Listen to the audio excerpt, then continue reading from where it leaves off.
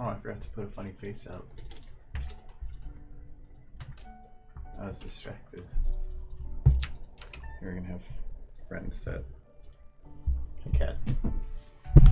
Hold on a sec. Move the mic too. Alright.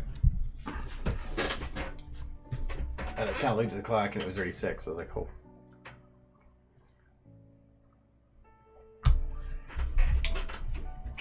So happy Friday.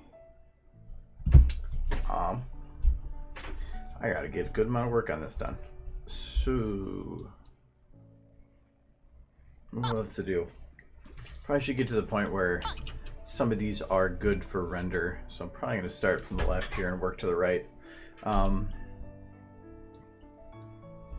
did readjust this. This kind of started quick, so I gave more time just before first stream. So,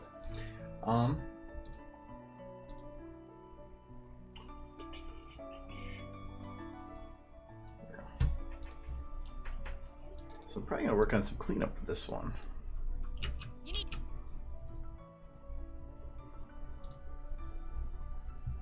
Keep Brent up there. And actually, if we're doing cleanup in this one, I probably should figure out what I actually want to put on that in place of Brent. Kind of had an idea. Hello. Originally, I didn't think it would work, but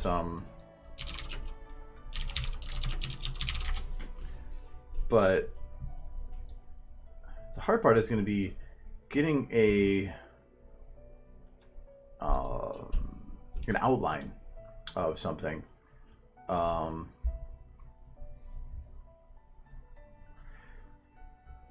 Because it's probably going to be something like this for flight, but in essence, the detail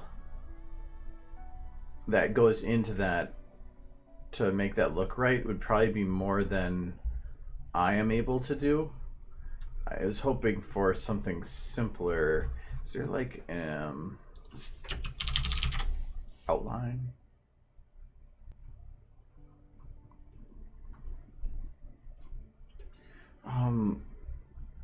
Yeah, but a lot of these are other people's work. What is that like art style that they have where it's like the pointy hooves?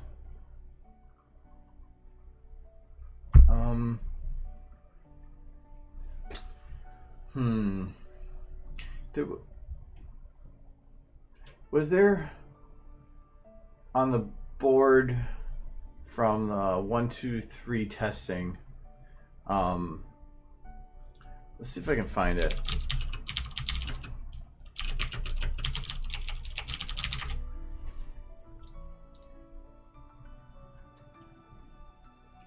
There might be one on the board here.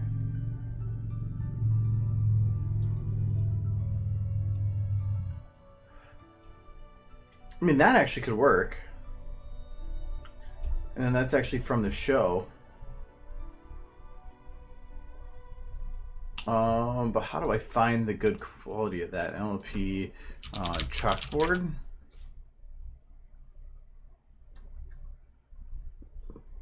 Kinda.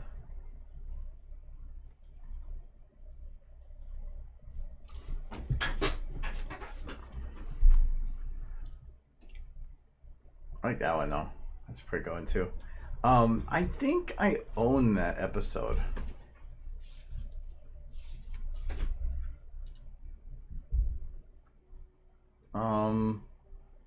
What season was 1, 2, 3 testing in? If it wasn't in this one, I don't have it actually. Haha, I do. Okay.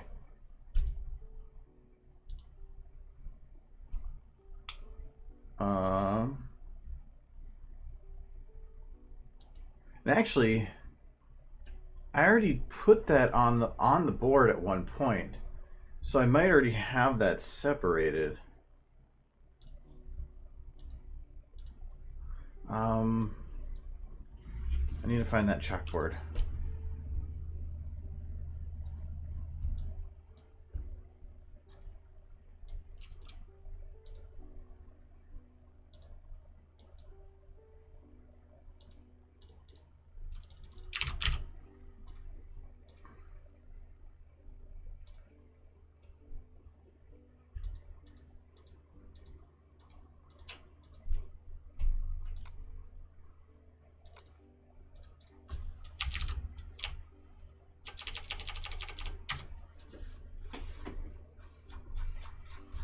Yes, it begins again. I have 2 stream days to work on this because I'm not going to be able to finish it next Friday because I have to render it for getting it done for a convention. Right here.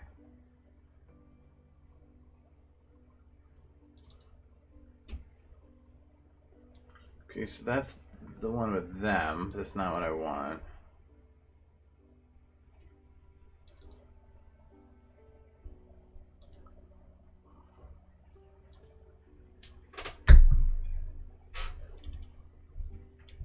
Still not what I want. There we go. So yeah, I actually already have it separated, so that was nice. And then I did this one. Okay, I'm sorry, Brent. Your time has come. But this is going to look a little different than the other. And actually, that's all locked into the chalkboard. That's nice. Well, we will fix that. What are you doing? You're trying to find a blanket to lay on, aren't you? Yeah. It's gonna look a little different, but we'll manage. I don't think I have the brush saved that I used. Okay. Kitty wants a bed. All right. Here, we'll put that there.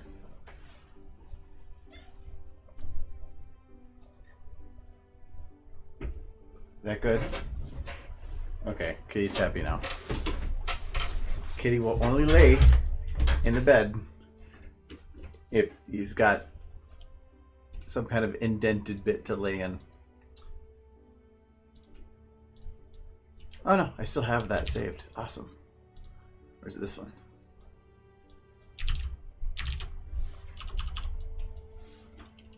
That looks like the one I used. Alright, so then what I can do is I can use this as a base to work from.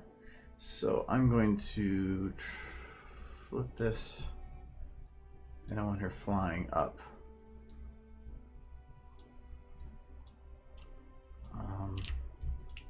I can go a little smaller, but not too much more.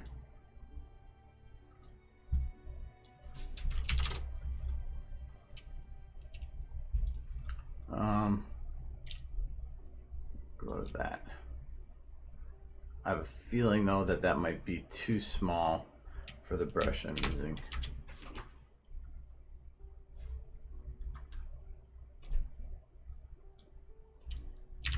Let's shrink it a little. One more after that. Yeah. All right, let's see how great my tracing skills are. I did graduate the 2nd grade, so I'm thinking it can't be too bad, but I am horrible at this. All right. Let's see here. We have the tail. See, I already messed up because I have to follow it perfectly.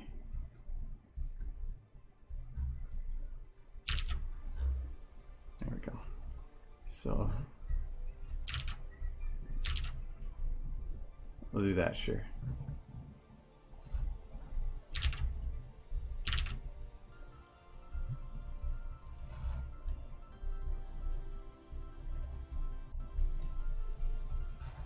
Because I need at least maybe this needs to at least look like a Pegasus.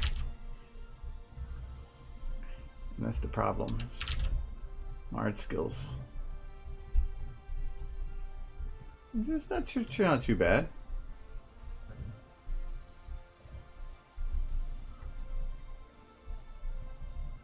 This face is gonna get butchered.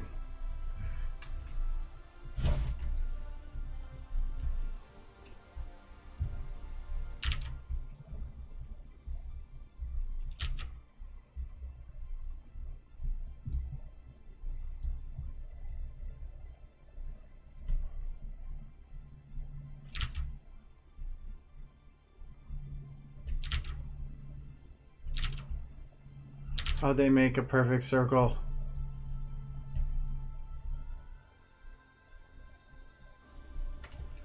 All right. Does that actually look like a that looks like a Pegasus? I'm sorry, Brent had to go. He's very tired. He doesn't like ponies.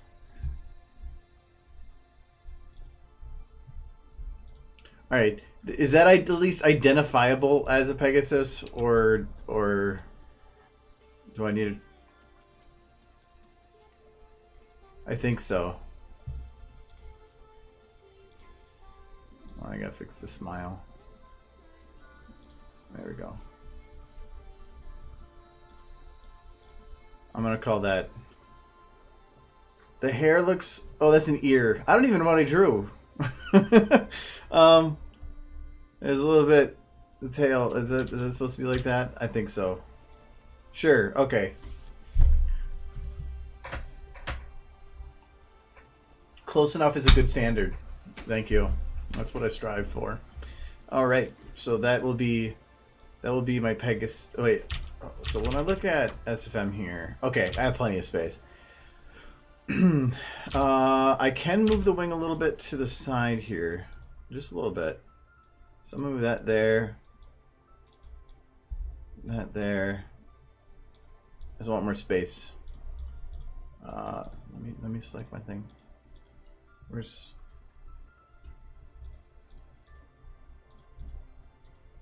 step one? There's step one. Okay. And this Pegasus is now a flying Pegasus. So I need to draw like an implication that she's just going and doing some flight stuff. Oh, there's my pen. Okay. So we just need to draw an arrow, I guess. So it's just whoop. That's like she's being her scent is pulling her in that direction. No, we're gonna. No, it's. I don't think this is gonna look. I think it's just no. This is bad fun.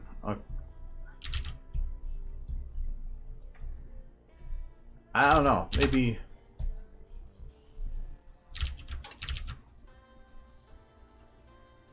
I might just call that good, because I'm not gonna do it. I'm just make maybe a little sun and a little tree. That's fine. Little house. Okay. She's just an enormous pwn. They're all scared down here. Can't even read that. That's what you get for living in a chalkboard world. Okay. Sorry, I must annihilate your society. Alright.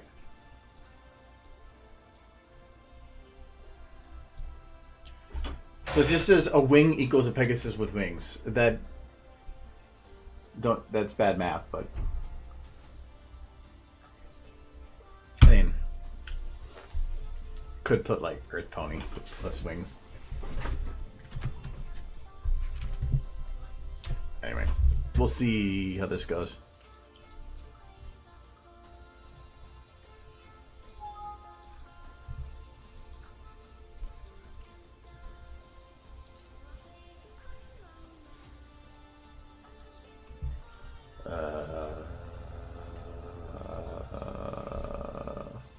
This one.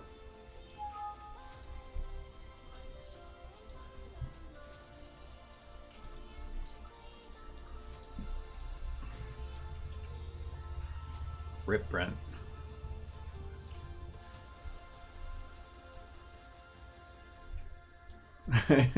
I should put at the very end in memory of Brent. That's not what I want.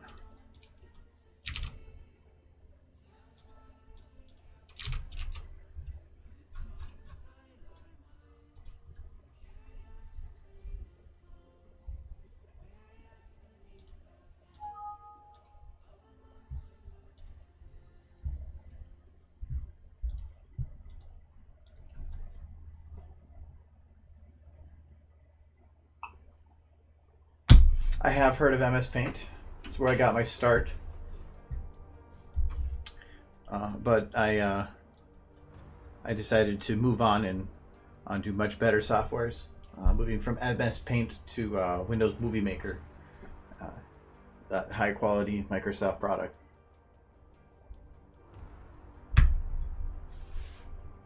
I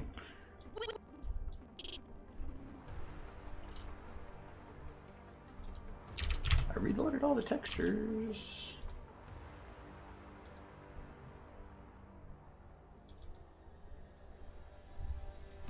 You know, it would help if I probably actually imported the right one and then saved it over the correct one.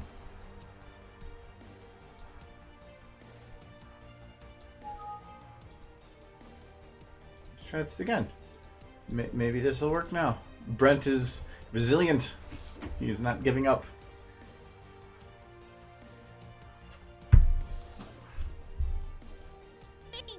There. I'm sorry, Brent. Wings to fly. Kind of seems like blurred.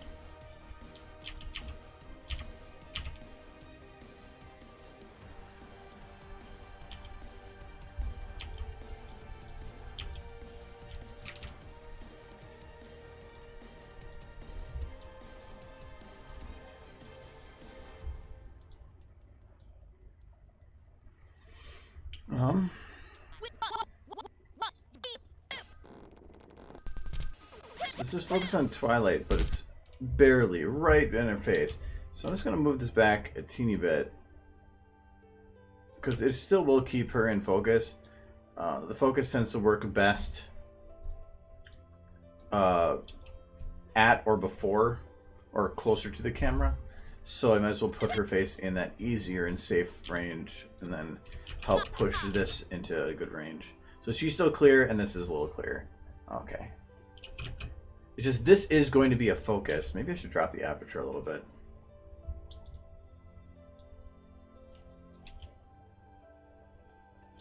Maybe that helps a little bit. Yeah, just really about the same amount of blur back here. Really, even for, because this is kind of a wider shot, this probably should have less blur in general. Yeah, that should work. How does this one look then? This one, I could probably boost it a little bit up when I back up, just because I want to have this one easier to spot everything. So I'm going to have this one have a little bit higher aperture.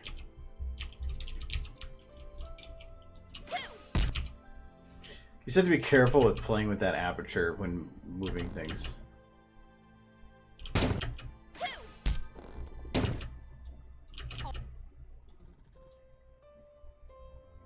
Okay, that's a little better.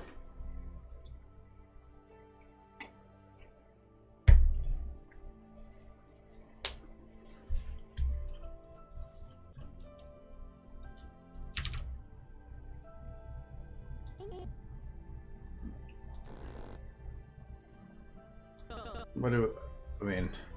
I can't think of any good way to keep Brent in here. He's he was a hero and a man of honor, but sometimes you just have to move on, move forward. He'll find his way in life. He's got a positive attitude. You need wings to fly. Awesome. All right, well, let's do some cleanup on Twilight here.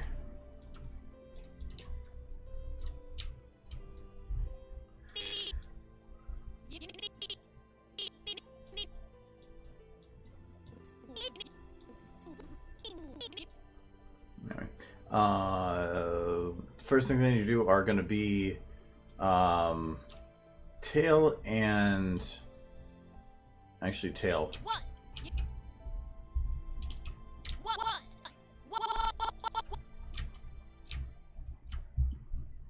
Tail is going to, I can't lock the automated movements until I've done Twilight's tail because it has automated movements.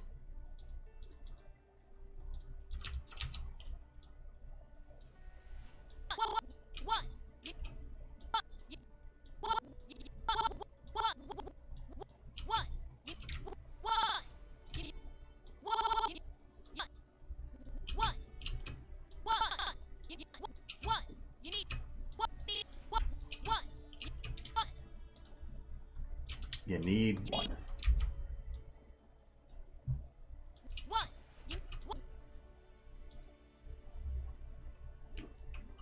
Kitty's all snuggled up now.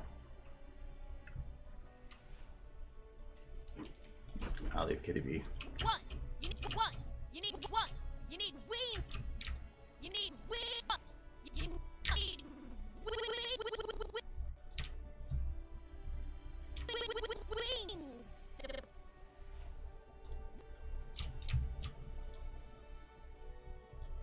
You need wings. You need wings. Need wings.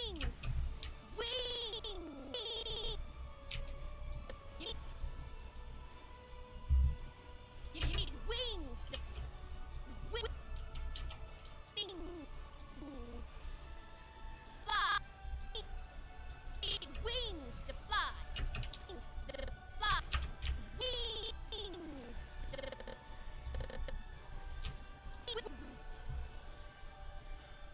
need wings to fly. Wings to fly.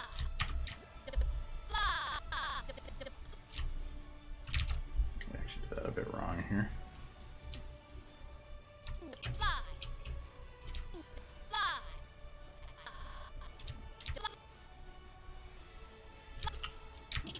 I'm just gonna do this one at a time. I was trying to double it up and it just became more complicated to do it that way.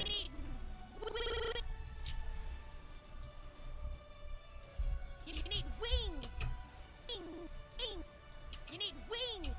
Need wings. Wings. Fly. You need wings to fly. Wings to fly. Wings to fly.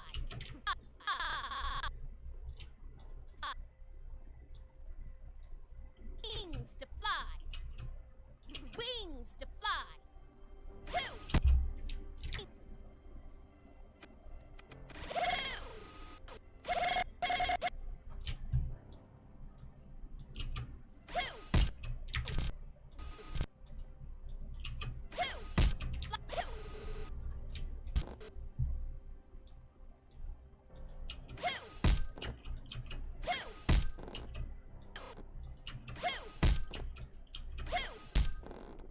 Awesome. Awesome.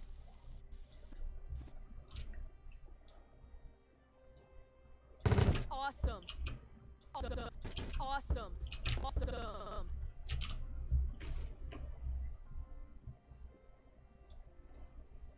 Awesome. Awesome. Awesome. Awesome.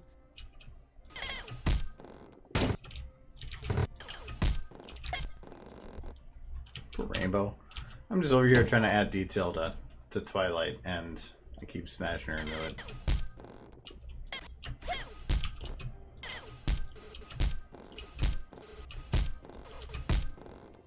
Awesome. Fly.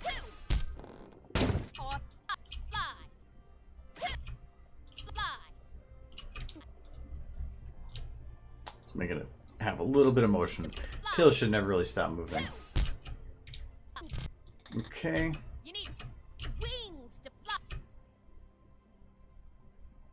Wings to fly.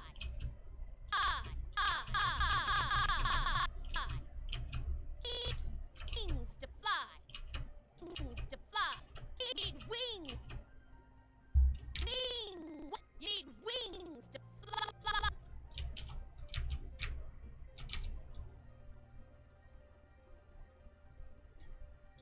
I wonder if that'll work. You need wings you need wings to fly.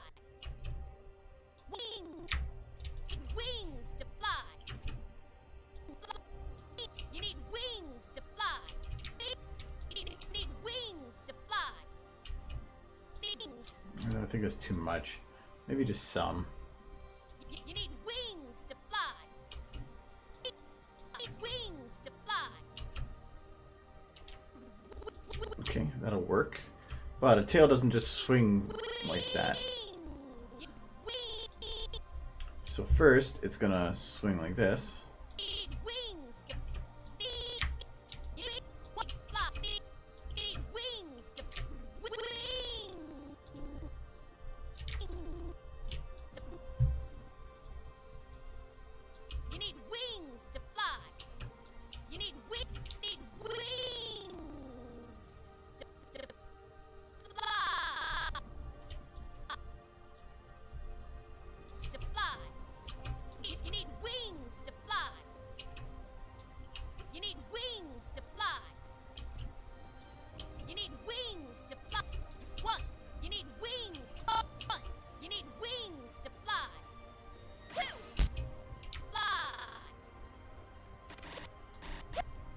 see if I can just like have it pulled down from there.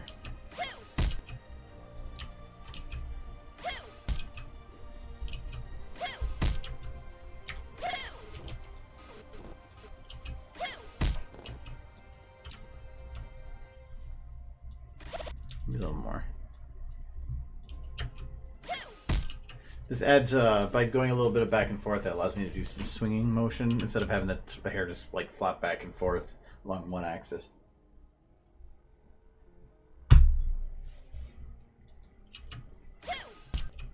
You need wings to fly.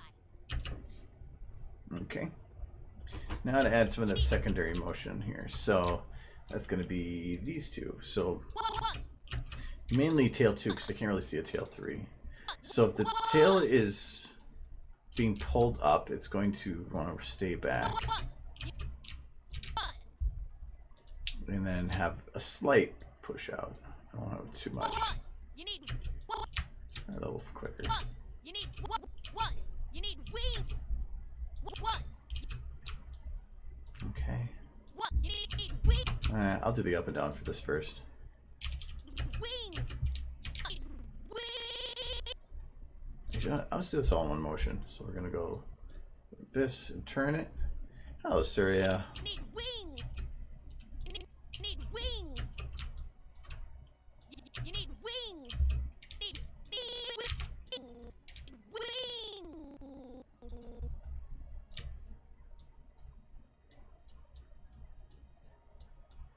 Need wings. Need wings to fly. To fly.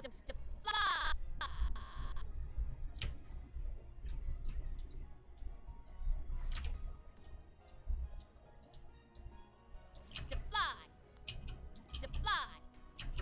Wings to fly. Need fly.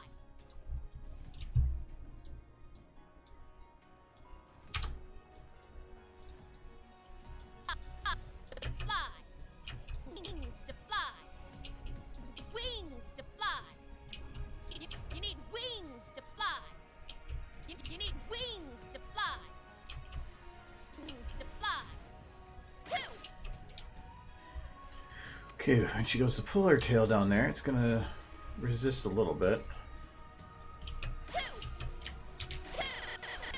This one, it's definitely gonna resist. Oof, not that way.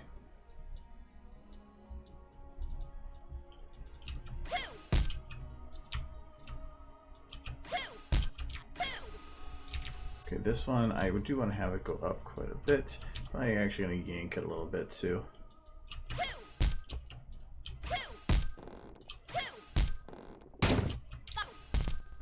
Okay, and then when it hits the end of this, it's going to also have a little bit of a... there. But I want to actually have it pulled down. I want to have some physical look of a bounce.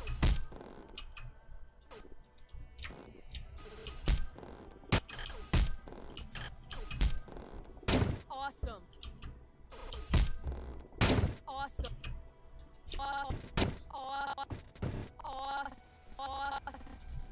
I'm just going to skip the first one because I don't think it's going to matter too much for its motion. Awesome. Awesome. Hello, Genma. How are you? Awesome. Actually, Genma, since you're here, you might be able to help me with something, because then I don't have to look it up.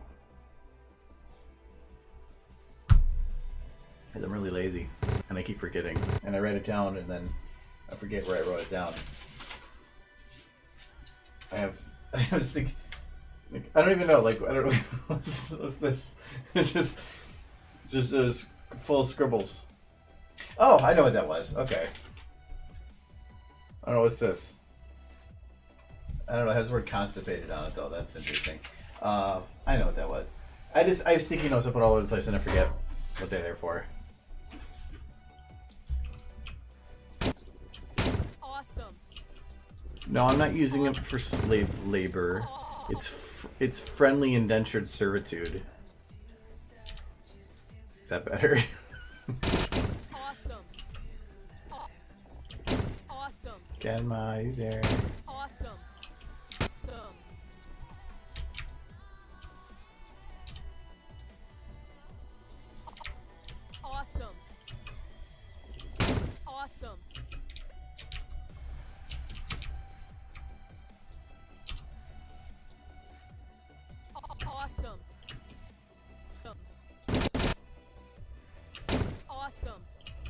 Hotel stuff. Awesome.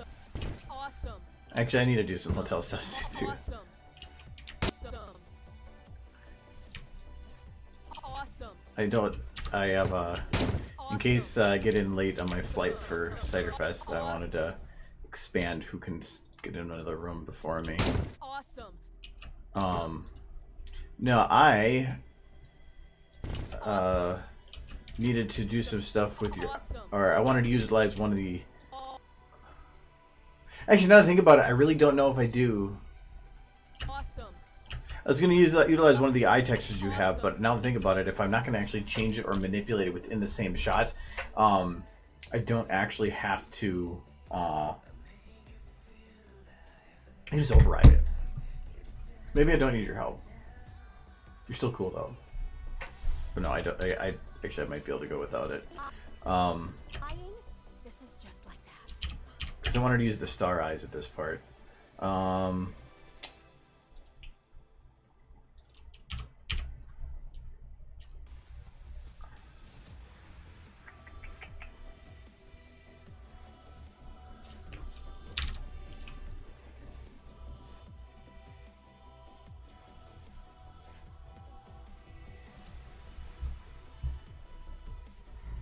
Yeah, I think if I don't have to use the animating of the eyes, I think it'd be fine. It's just right now, because the animation between these two shots is connected, I don't want to, I don't want to actually break them up yet. And so that's why I have to do it this other way. So I'm going to just go, what's the name of your models in the folder?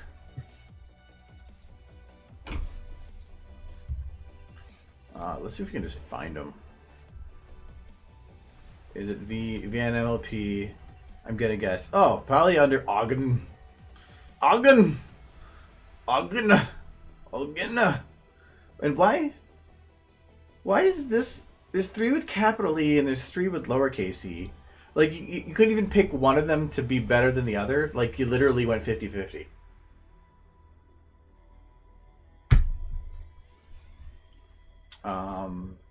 I need Twilight.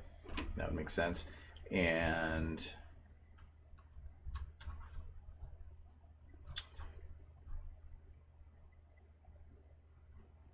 that's a really big texture. Are all of them in the same one?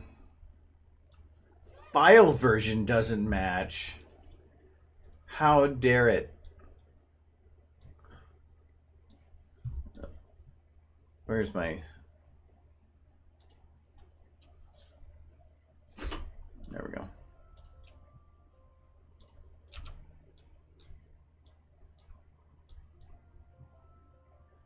But it is 5. I'm confus. Oh, I have to downgrade it. That was what it was. Okay, I had that backwards. I forgot. I thought I had to upgrade it, but I have to downgrade it.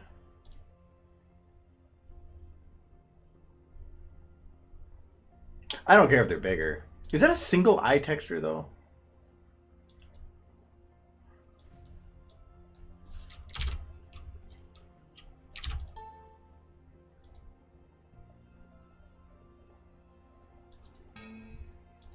Damn it. Did I already close it? I gotta stop doing that. And close things like so damn quick.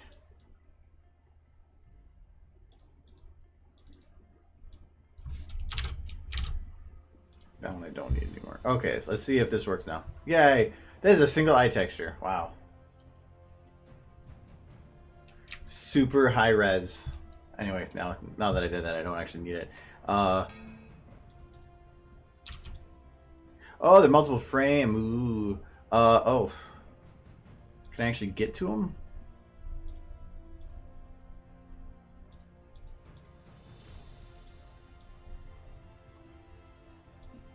Ah. I see.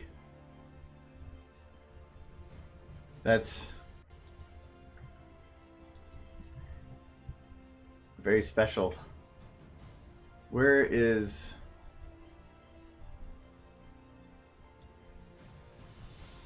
Well, that okay, then understandable why it's so big then. All right, well, we're just going to be doing all the hacker elite skills here of changing a number in a file. Try to find our star here. That's not it. I don't care about backup. Go away. Doesn't trust my hex editing skills. So is it this one?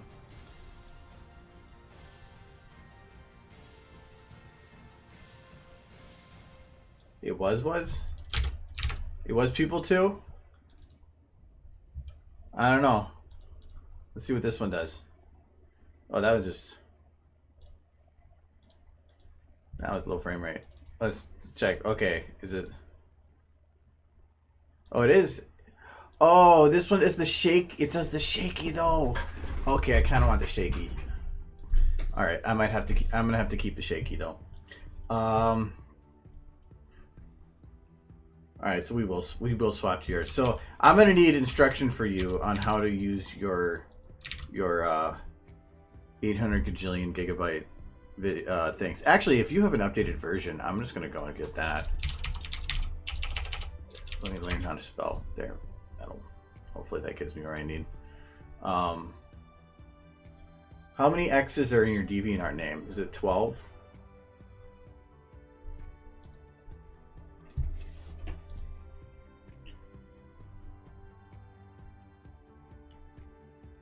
Oh, come on, I didn't put that one up there. Is that it? Okay. I gotta do it as you put it. For the super edgy. There we go. All right.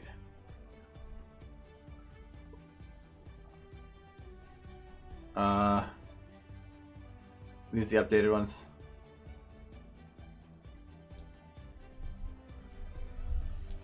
No, I do.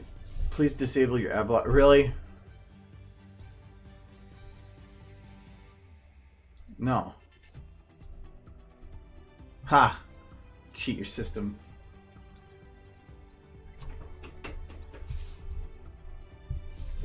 So I recently had gigabit internet, and then I realized it wasn't actually worth the cost because I wasn't able to utilize it to the extent that was worth the cost. So I downgraded it to 250 megabit. I really haven't noticed a difference. The only time I've ever seen it change at all was uploading stream videos now. Instead of taking 20 seconds, it takes about a minute and a half. That's the only difference. But it's a difference of like $25 a month, so I will take decreased cost. So I'm guessing it's just this one.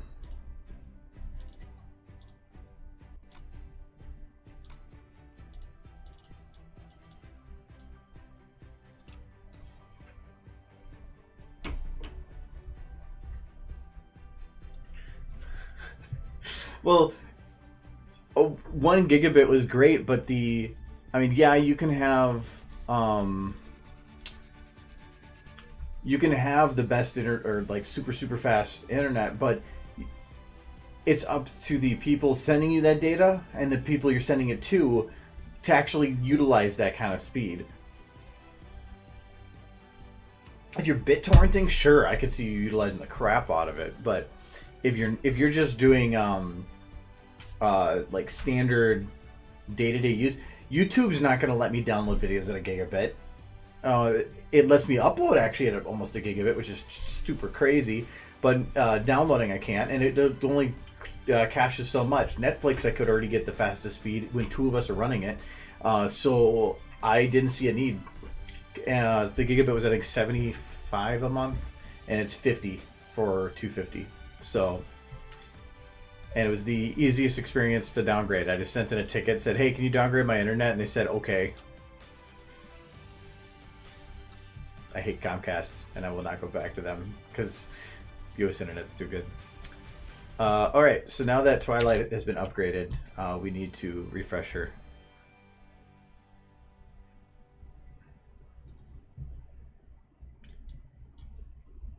How did that crash? I saved and closed.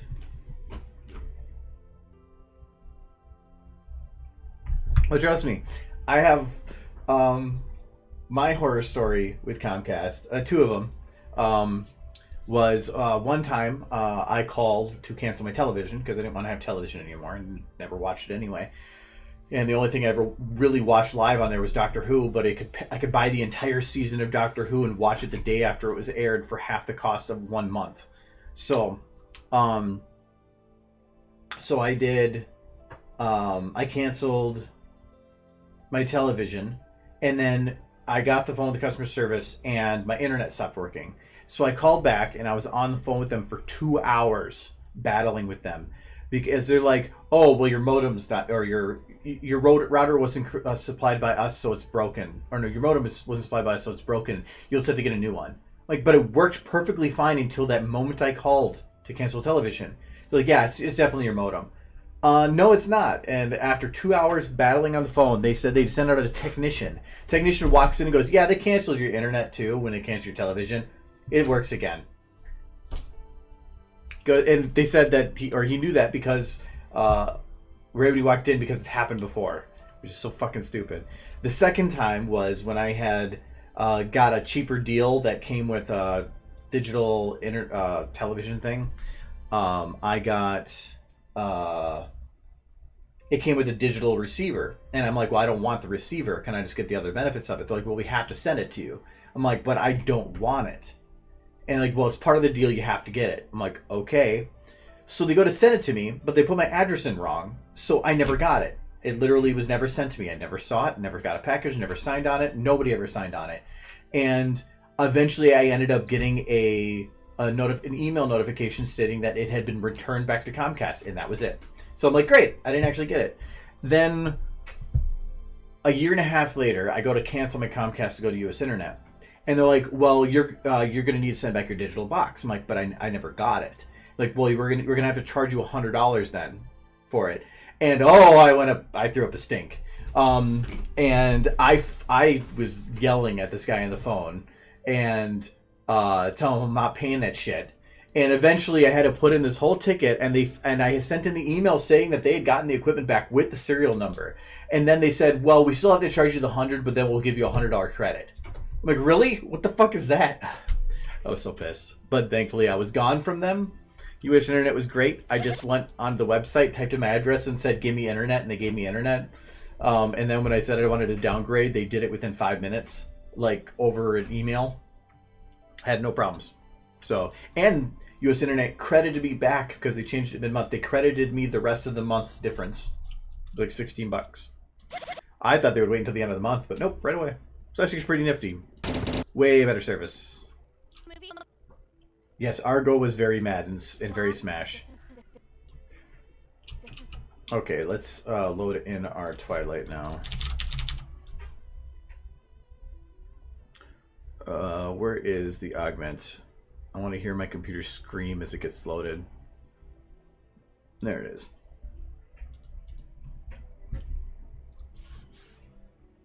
No, I've cursed on stream before. This is not no PG shit. Okay, we're gonna have to recreate Twilight again. But I'm not worried about getting that converted now.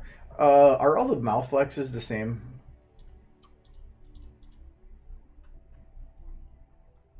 It looks like it.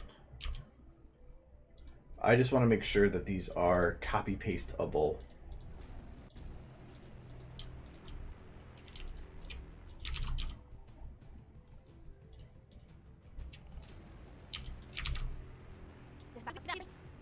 You ever see that basket?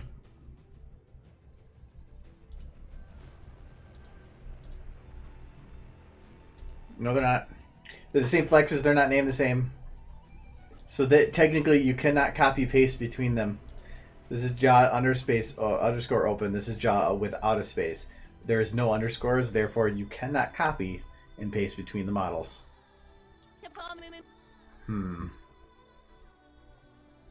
That means I don't think I can use this model. I don't want to redo the lip syncing.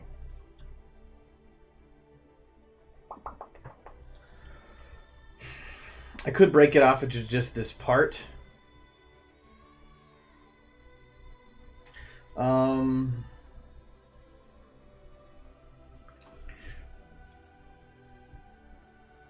Yeah, but I'd rather use the eyes if possible, because without the shake, the star looks weird. And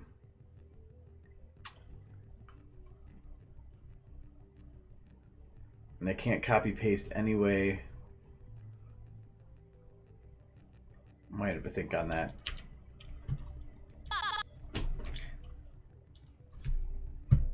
Everybody's got different names for stuff.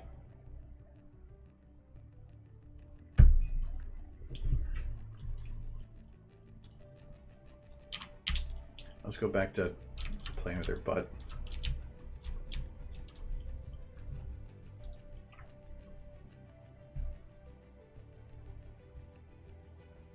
Add element to model.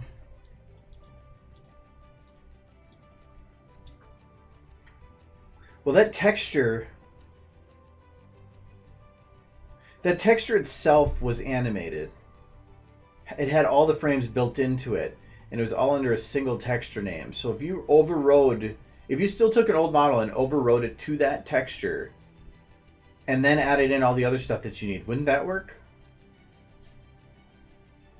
I mean, it's, as far as I know, it's all the stuff that's needed is in the texture itself.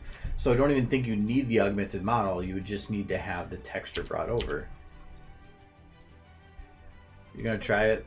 We could try it right now with, you know, with the 45-second delay. That's great.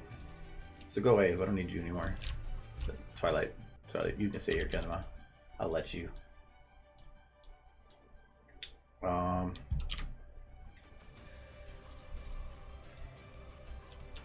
Okay, so we're gonna do, I need your mediums.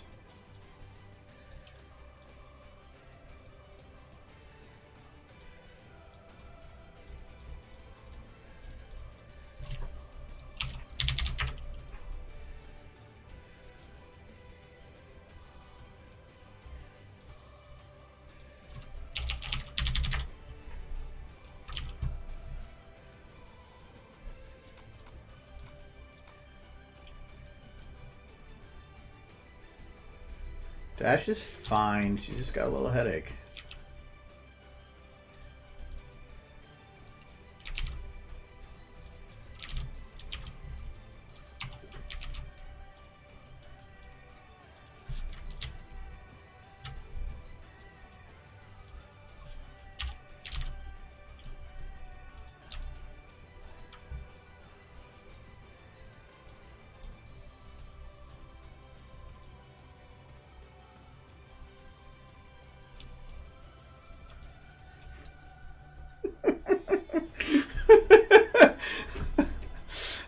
I'm kind of okay with this, actually.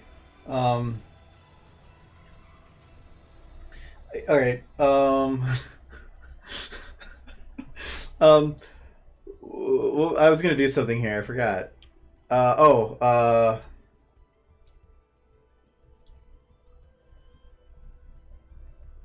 Where's your wings? Twilight. Twilight, I know you're having a seizure, but we still need your wings. Where did they go?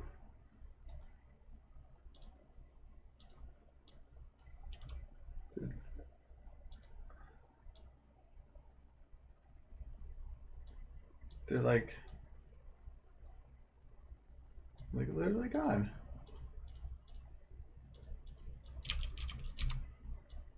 Twilight, your wings are in the void. Twilight, how do we gotta get your wings back? How did they nan? Okay. We're gonna grab this one. No. These ones are gone too. Twilight, you gotta stop breaking. You have a really bad habit of that. Alright, we're just gonna say add wings. Oh, wait, no. Fix wings. I'm not Emmy Larson. Okay. With a song about flying?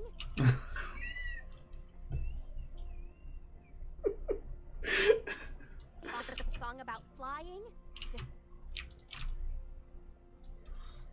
She's got a problem.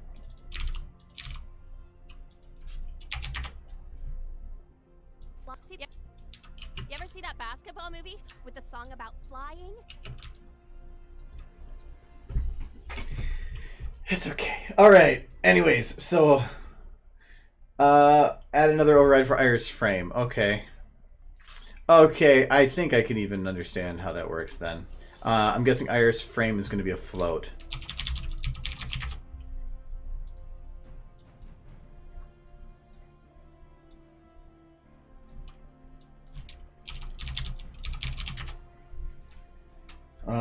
Then set the amount. Okay.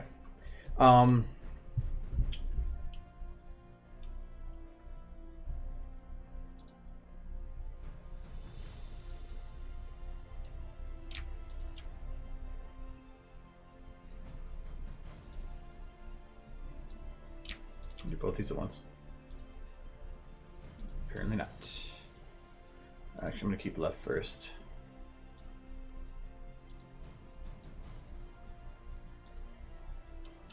Ooh. Don't export her eye. Oh, I had to set the values there, don't I? So 15 and 19. Whoa, what did I do to you? I think I broke.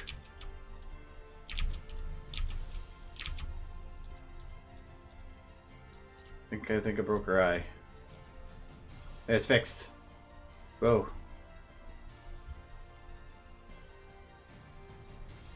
It was more than broken. I think I tried to do something that I didn't like.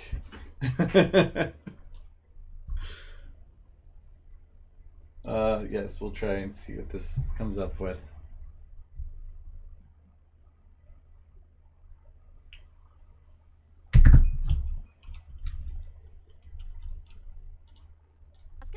Basketball movie with the song about flying. Okay, it's fine. You still caught her mid-seizure. Okay, so we got to get rid of that. She might actually still be broken. This one.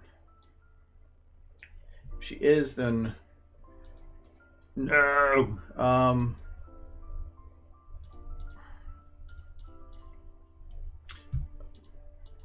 We'll just load the.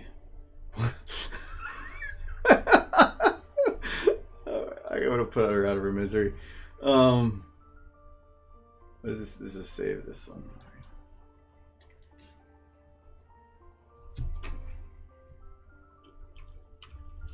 Broken Twi also broke SFM, yes. About flying? Okay, so now we have normal Twi back. That's okay, I guess. So we have to fix her to make her... Well, she's still missing her wings, though.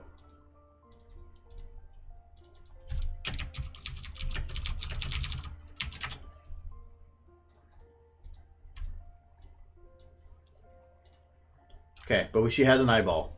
She didn't lose her eyeball. So we need... I gotta do this again. Add attributes. So, what, for those that may not understand what we're doing, so I'm overriding the value that is on the eyes called iris. That is technically the texture for the eyes. So I'm doing it the medium ones though, so I only see it when I move to the medium ones, and then she goes full like spider mode. Ooh. So I then go and pick the directory for what I want. That one. So this is after materials, so models, and then I need the actual file name. I'm just going to tag that on the end. Bam. So we got that one, and then this is the same thing with just an R. So, all right, saved. I kind of wanted to keep her like that though. It just seems so perfect. You ever see that basketball movie with the song about flying? No, I didn't. I don't think you did either.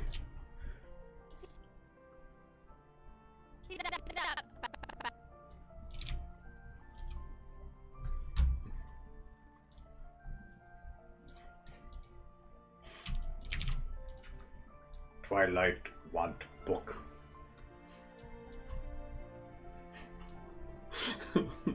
like the face you get when when you really have to poop, but the meeting ends in 10 minutes.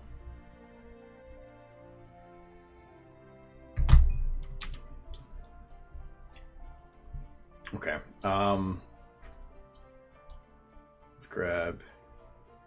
All right. So then, anyway, so now they got the texture done. So these ones actually have a built-in a number of frames. The textures actually have multiple frames.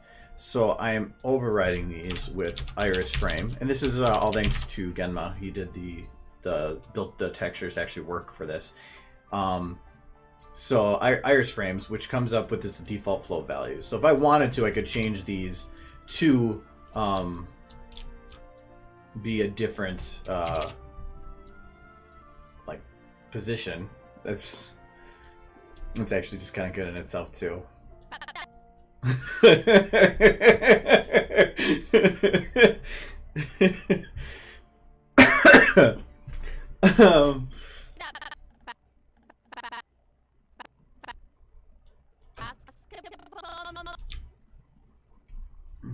Anyway, so because of this, it's allowing me to pick the different frames. Well, the nice thing is SFM has a ability for you to animate a float value.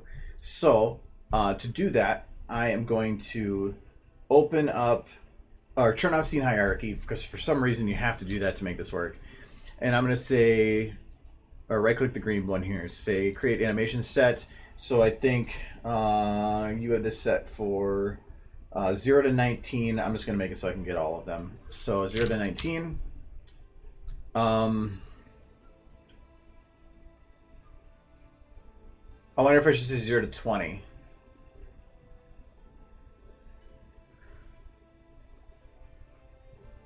Yeah, actually. Only because 19 is going to be the absolute highest value, and it's probably not going to show it until after 18.999. So the max actually then should be 999. So then I actually have a full amount of time, that full frame. Otherwise, it's going to skip that end one really, really quick. At least that's what I would assume would happen. So I'm just going to go and do this one too. Create an animation set, 19.999.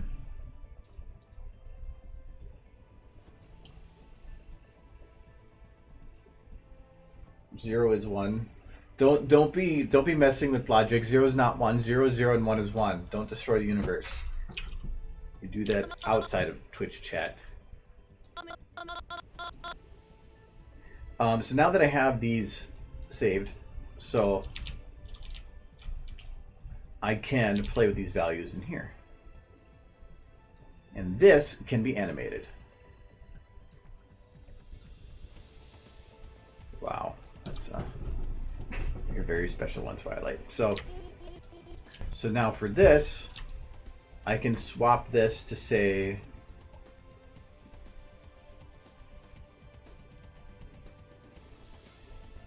actually I'm gonna say, can I just, oh, actually, here we go. So I want to keep the minimum there, but I'm going to put the default at, what'd you say it was? I'm going to find it before you say it again. 15. So I'm going to say the minimum, or not, minimum is 0. Default is 15.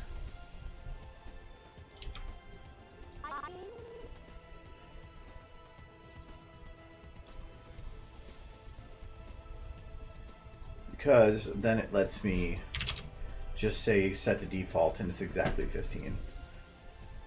Because otherwise this is always going to be a decimal value. Now I want to have this have that like sparkly look. So this is a total of 4 different numbers that this is going through. But this is by frame. That's the quickest that I can have this move.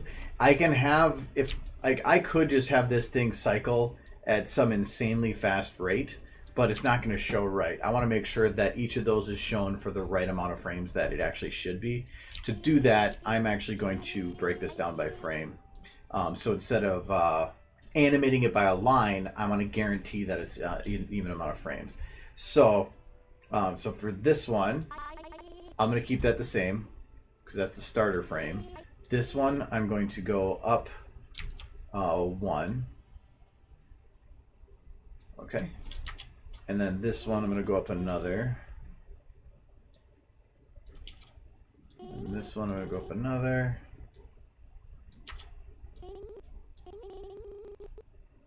Oh, actually, you know what? I'm doing that wrong. I was just making the same value and over again. That's not what I intended. She's like that.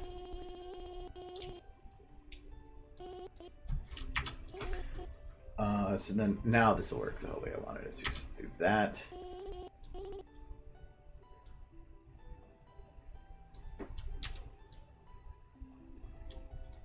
Is that the last star? Nope, then that one. Okay. So this is going to be the best I can do.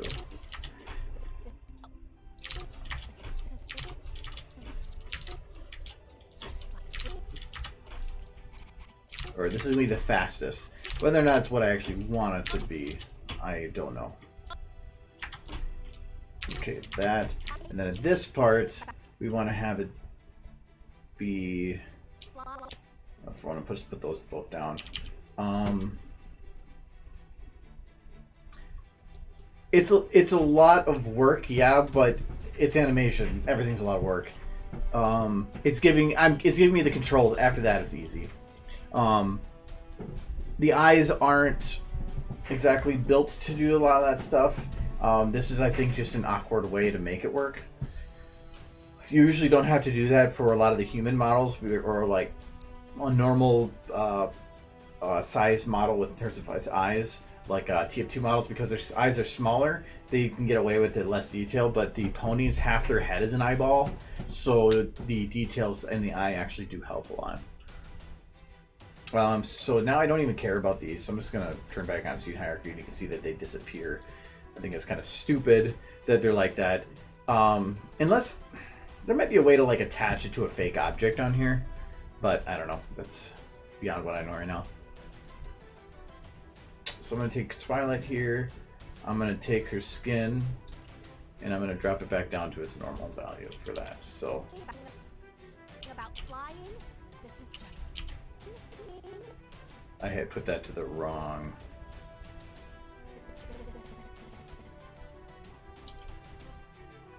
So this actually should be here.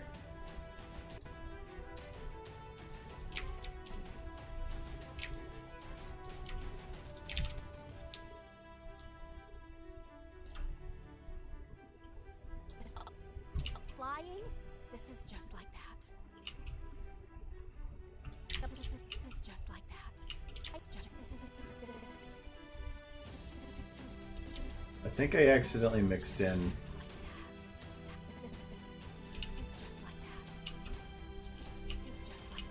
Why do you show other eye?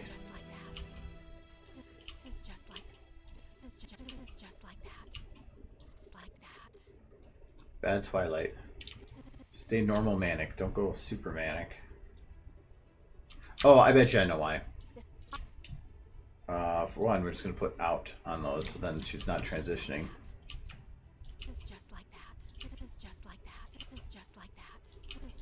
Still pops up, but I'm thinking that's...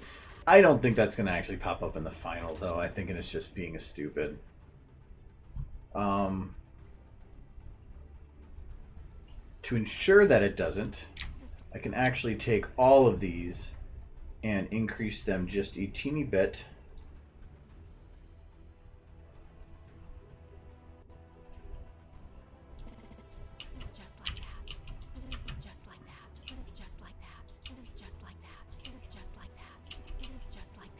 Okay, that shouldn't do it. So I'm thinking what happened before was that when cycling down the lower value, it might have been for a very tiny amount of time hit a fraction of the number before it. So by pushing them all up a little bit, it shouldn't happen.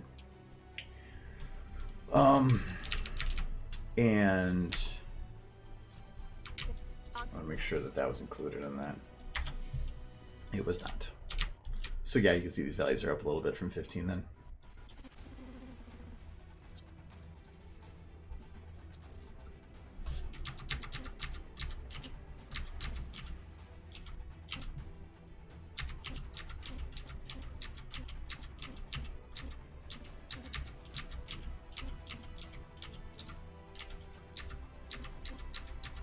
I don't see a jump in the numbers here. See it here.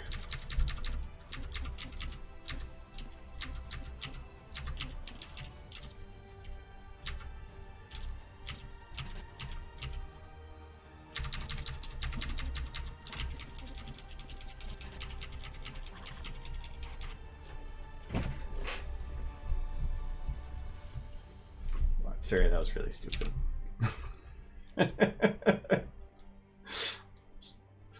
That is the most cliche joke you could possibly make. I applaud you for it, but that was really stupid. Something I would say. So her eyes, I probably want to have separate to their maximum amount then. Ooh, actually, it probably... Basketball movie with a song about flying?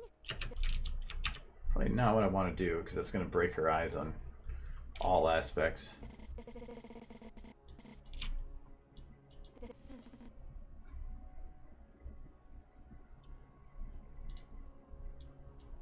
just like that.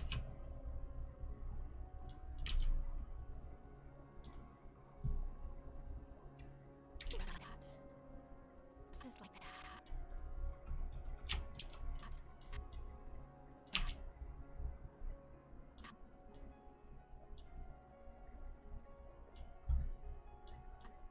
This is just like that. I think I want to have it... Okay, for one... This is just flying. This is just. I probably want to actually have her blink here, because they can't just have the eyes switch to this. Song about flying. This is just like that. This is just like that. Actually, if the camera swap, then maybe I can.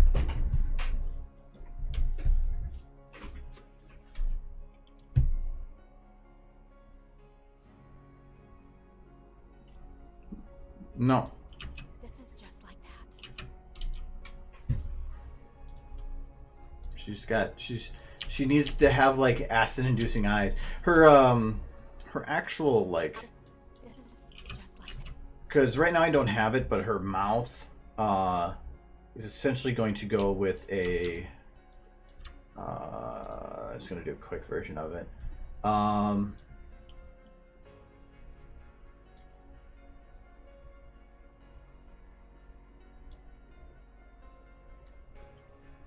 This is just like that.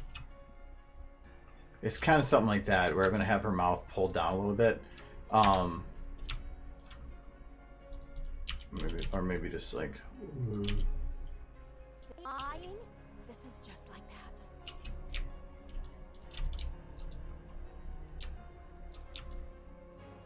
That is one surprised horse.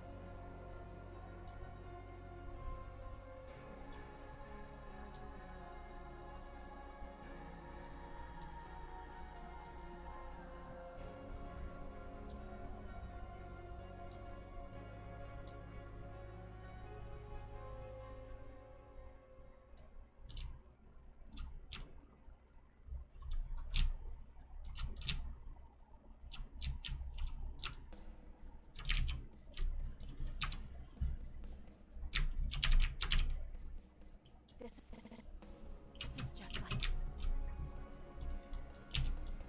Yup. Yup.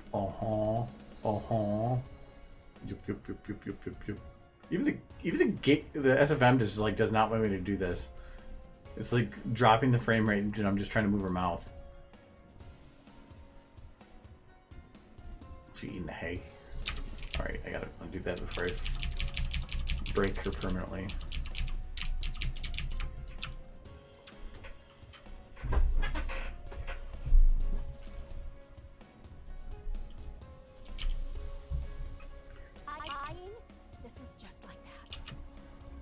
If that's the case, then I'm going to split this. Then I don't actually have to connect these. So I can split them now.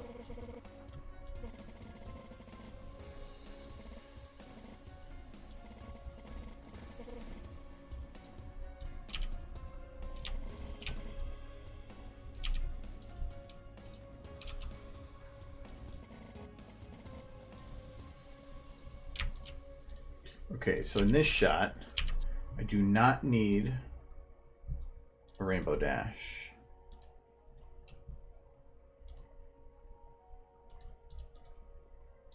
I do not need tree lights. It's just like that. I also don't need the walk base or the rainbow bandages. And then I'm picky and need to get rid of the group.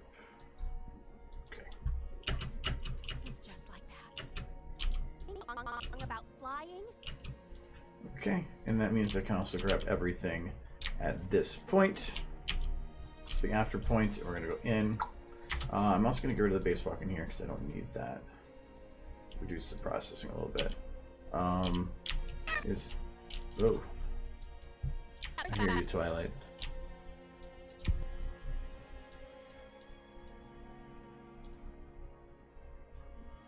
There's a lot of extra animation in here I don't need.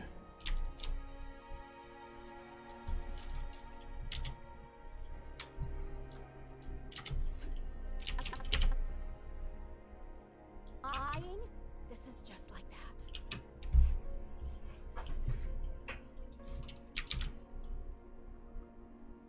It's just like that. So for now, I'm gonna grab Twilight. I don't. All her lip syncing here, I actually don't need as well.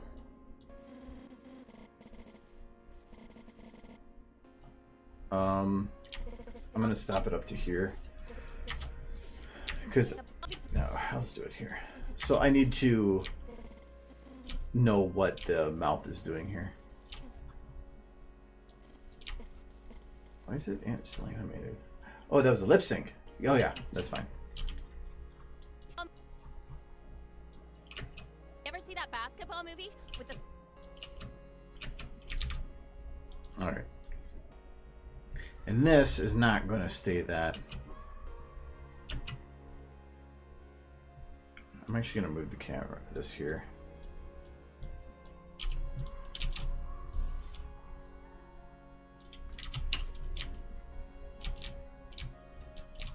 It's going to be essentially a I might actually do the chalkboard. Maybe. I'll see. This is what it's going to be for now. Here are some facts about flying. 1. You need wings to fly. 2. Awesome.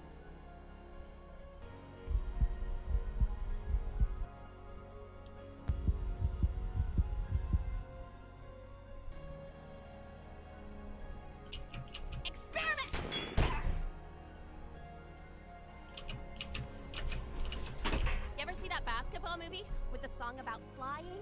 This is just like that. If I do the mouth how I wanted to, this might actually be hard to do. That's fine. This is just like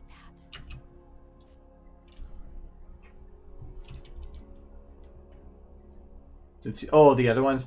Well, yeah, but like this is not going to be like this in the final. It just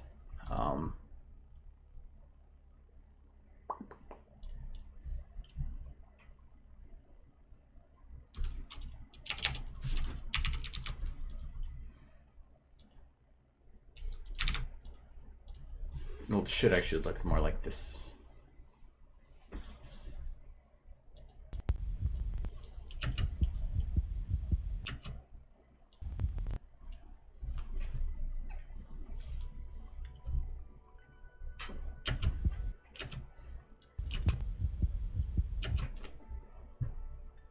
But yeah, it modifies the actual lenses. I couldn't figure out a way around it.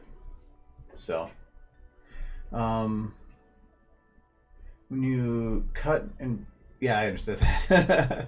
When you cut and break up scenes in SFM, do you still retain the element particles throughout the timeline, or are they divided up within the scenes separately?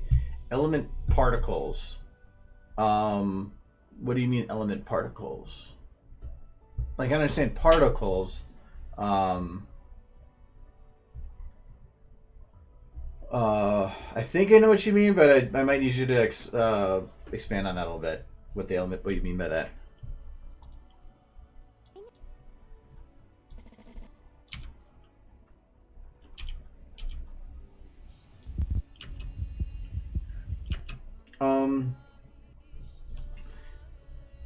If I were to cut this, particles are a little goofy where I can cut this, but it doesn't always mean the flames are going to look the same. So if I cut this, okay, so in this case it did work, where it'll be consistent, mainly because the particle when I cut it still has the same starting point. So for these particles, I have to look at the other way. I thought I could cheat and have everything there. Let's say you start at 3.875, and because that's what it's pre-rolling, so it's stating to imagine as if it started back here. And if I cut it, it still has that start time, so it's still moving the same. And it has this random seed. That seed is determining how the particle acts over time. So if you change the seed, it will act differently. But if you split things up, if you cut a shot, it should act the same at that for every second like that. It gets a little messier if you start adding in some like oscillations and stuff, I think, because I think those are more of an actual random and they just don't behave right. But these don't have any of that. But if I were to copy paste this shot, I would retain those particles well. They'd actually look exactly the same on each frame. Rendering though doesn't always look exactly the same as what this is for some particles, mainly again for oscillation stuff. So don't always trust it's going to look exactly the same, but they should be identical how they act then. Actually, the problem is if you actually copy paste a shot like this, the particles sometimes, because when you instant a particle, I think that it makes this instance of it outside the shot, and so when you copy paste a shot, they both now point to this single instance particle, which is a little annoying because if you change one, it actually could change the particle in the other one. Easy fix for that is if you do copy paste it, just go to one of your particles that's misbehaving, right click, show an element view to your particle system. If you right click the green part of it, you can re-instance it, and then it creates another instance of it. So anytime I copy paste a shot or I'm using particles in a different shot than what they originally came from, I always go and re-instance them just in case. I'd rather not be playing around with a particle and then figure out like an hour later that the one that I had perfected in a previous shot was broken.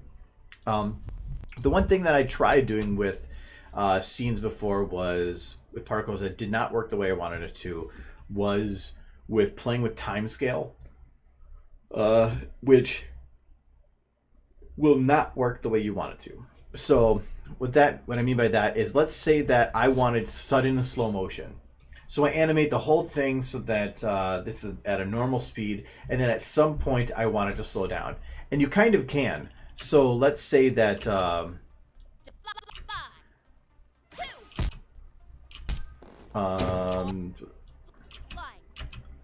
so let's just pick a point right here.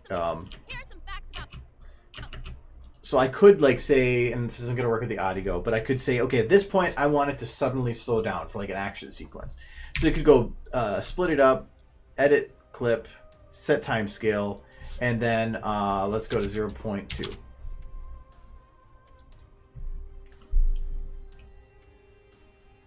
So now she is going 1/5 as fast. Here are some facts about flying. So it's an easy way to suddenly speed up or suddenly slow something down. The problem I had with doing it that way is that when you slow down a video or a bit like that, it also messes with the start points of particles. So, and I might be able to do it on here too. So let's say I just split this one. and I go and set time scale 0.2. Bet you this one's gonna behave then. Yeah, see, this one's gonna do it. I think it's because of again, I didn't have it at random, but I tried doing that with a different one where I suddenly had to slow down, but it was a long ways into something, and the particles wouldn't match up. Like the beginning of the particles, how they started, did not match up correctly. So how that started at the beginning of the slowdown suddenly had a jump in the particles movement, and it was really annoying because it would have made my job a lot easier.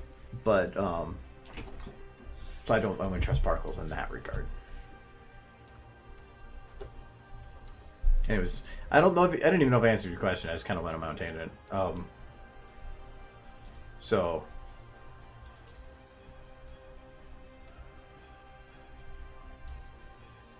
If I didn't, let me know.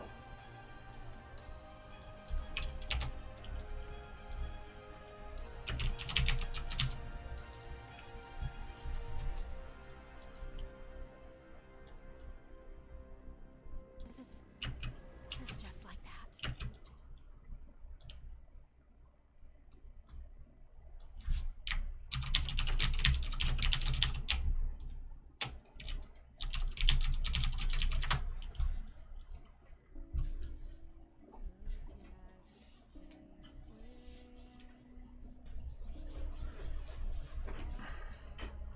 Oh, well, are you talking like in terms of your hierarchies, like keeping things in groups here? I'm confused on how to keep that organized.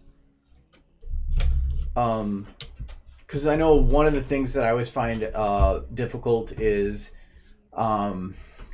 scene building. So like if you build a big scene, but you started the video before you were done with the scene build, trying to like maintain how the scene works between all the shots, that is difficult. For instance, when I did the leaving the stable video, I built the entire stable based on what I had an idea for the video before I even started setting up the shots, so that I could then pick and choose where what models I needed from there, and it kept it consistent. The one thing that's nice about video, though, is that you don't have to be consistent. So if you're building a scene, I'm trying to think of okay, yeah, I do kind of have an example of it. So because I'm pretty sure I did it in the Fallout video a bit.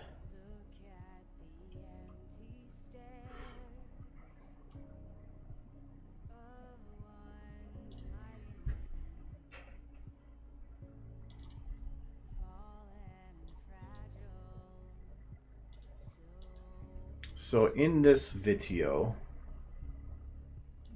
very good.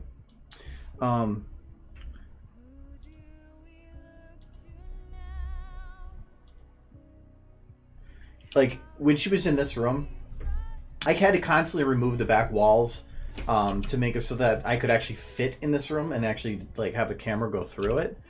But like like this transition when she's going into this room, right here.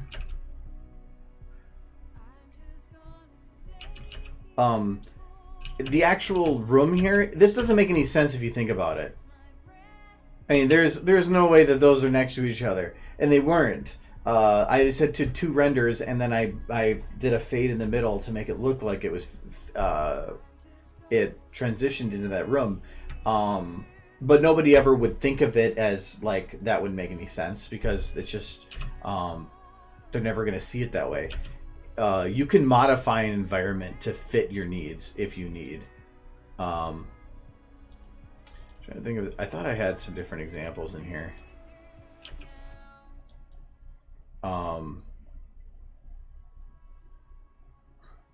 Like here with my cheating of I didn't want to animate her going downstairs, so instead I just cut the camera and showed her at the bottom of it.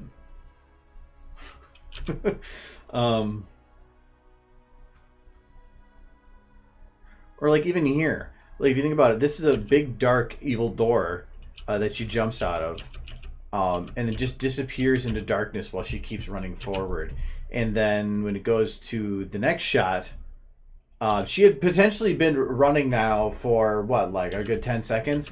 And so when this door is actually shut, she's now standing just on the other side of it. Standing there with light coming down on her back. There is no consistency in it. But it doesn't matter because you don't have to be consistent. It just has to make sense to the viewer. She's on the other side of the door, so that's where I put her. You can you don't know it. The only thing is like if I were to have had her run through the door and immediately went to her, the shot of her standing there, it would have been confusing. But there was a lot of time gaps, so don't worry about trying to match up everything and be like, well, this needs to be there and this needs to look exactly like that from this shot, from this angle. No, it doesn't really matter. Viewers don't really notice that stuff. It's a good idea that if you do play around with things a lot like that, have somebody else look at it to see if they understand, if they follow along. Sometimes if you're looking at it for a very, very, very long time, you have this vision in your head of what things are supposed to be, and that's what you actually are seeing then. It's like a placebo effect. So having somebody else with a fresh set of eyes that comes in and might be confused on something, then you might need to change it. And like even this was done in 2 maps rendered, and then I had a mask follow this line right across here to blend the 2 renders together to make it so I could actually walk her out of that this area.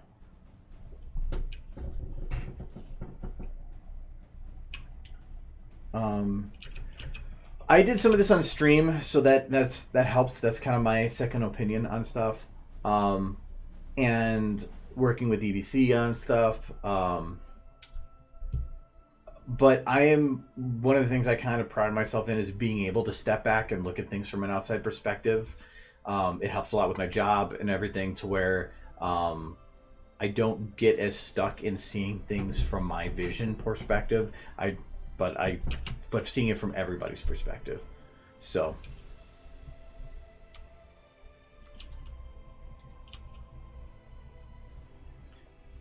I kind of miss working on this one. This was a really fun video to make.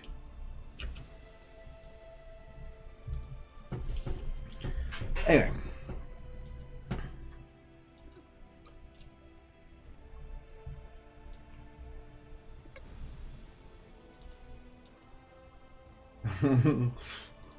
Welcome to video. Splotch ahoy.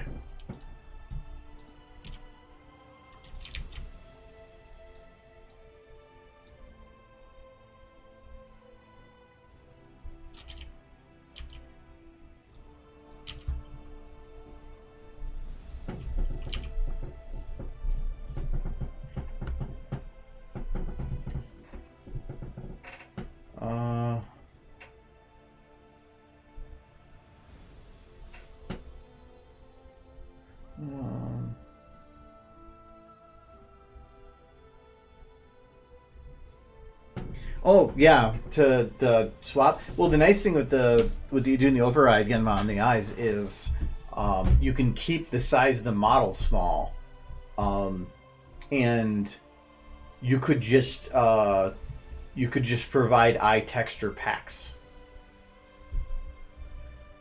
Yeah, it definitely requires a lot more knowledge to be able to utilize, but the fact that you already have to kind of do an override for the iris frame to make it work correctly, you already have to be doing overrides, so it'd provide extra steps, but not really any more complexity. Complexity. It really wouldn't make it any more complicated for people, personally. Because it's already going to require a certain level of knowledge to be able to utilize it.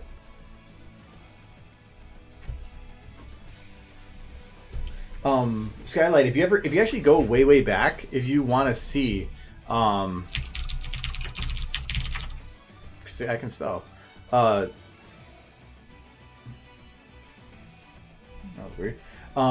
Way back here, you can actually go in, because I don't know how long you've been watch the streams for, but if you really dug far back, And this is probably going to be, this will probably take too long to go all the way back. You can watch all the the production of it, so which is pretty neat.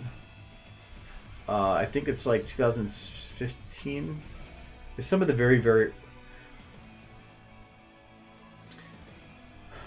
I actually don't know if I uploaded those ones. I'm curious. I can't remember how far back these go.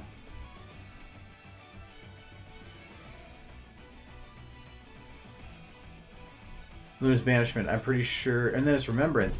Maybe I don't go that far back. When did I put that video out? July 2014. I don't think I actually have the recordings up of that. Oh, no, I do.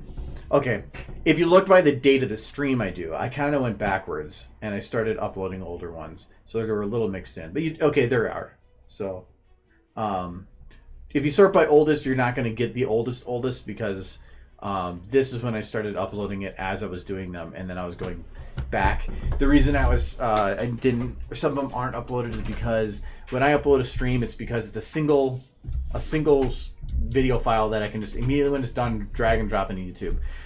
But I was having problems with maintaining a stable connection a while back, and it would halfway through cut out. And when it cut out, it would stop recording, and it would create a new file. Well, then I had to merge the two, and that became complicated. And when you're looking at like a 3-hour, 4-hour video, so those ones I haven't done yet. Now, OBS will keep recording even after you cut out, so I don't have to worry about that as much. But yeah, it's just interesting to even, like, I don't remember a lot of this stuff. That was so long ago, and I've done so many of these that I find entertainment in just going back and watching some of the old ones. You need wings to fly. I am working on another time lapse too, because it's kind of like a nice relaxing thing to do in the after I'm done all this other brain intensive stuff. Because I have so many of those I could be making, and it seems like people like them, except for like one thing I always find funny with time lapses and tutorials is, there it is. And this one wasn't as bad of a hit, but normally subscriber counts, this is tutorial, or when I put out tutorials and time lapses, I usually will go down in subscribers. Like there was a time, let's see if I can find it quick. I think it was like last year sometime. There it is. So this is when I put out a video and it had a big subscriber boost, and then I put out a tutorial and I lost 100 subs in a day, and that included the normal increase. So I thought it was entertaining that that a lot of people thought it would be super great because I put out great video content. Then I guess choked their feed with a single tutorial video, and they just suddenly unsubscribed. So stupid. But that's actually been fairly consistent, as I'll hit 0 or I'll lose more subscribers when I put out those videos than I'll gain. But I don't care because they're still fun. Do you remember the first day I started working on the project on stream?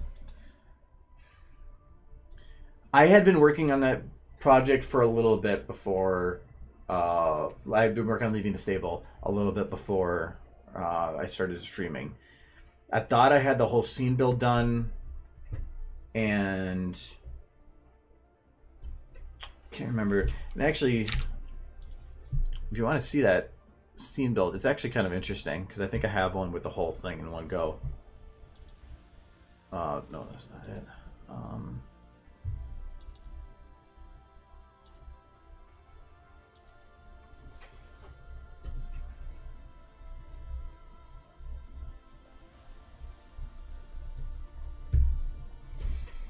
Again, but for your texture pack thing, could you do that for the current eye textures?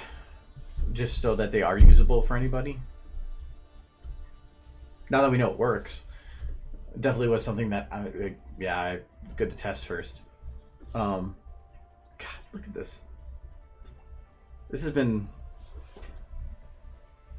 I've not been as active as I was when working on that video in a while. So, if I back out here...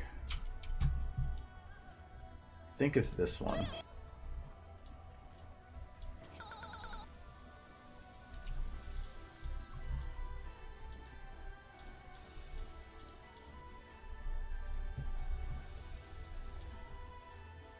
Okay, so this is the entire scene build. So, this is the Overmare's office. Pip's room. This hallway, the doors were all broken, but I used this for the trailer.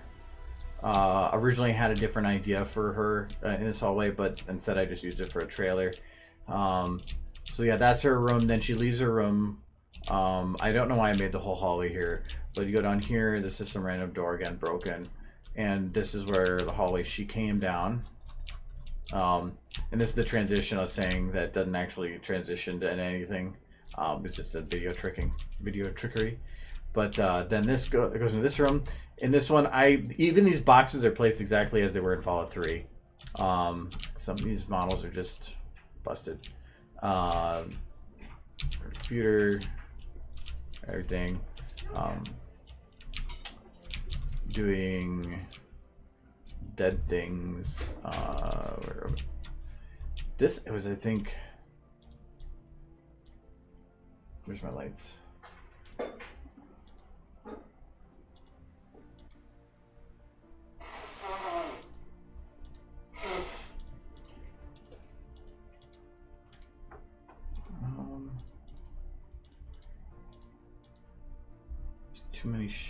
Too many lights. Oh, it's not gonna really show it. There was a I forgot to change one of the like bump map things, so the bump map or something actually is for the old number. But yeah, so here this had way more detail in it than I ever actually showed. Like you see it from like this angle and this angle. But there's like I put a whole bunch of stuff over here.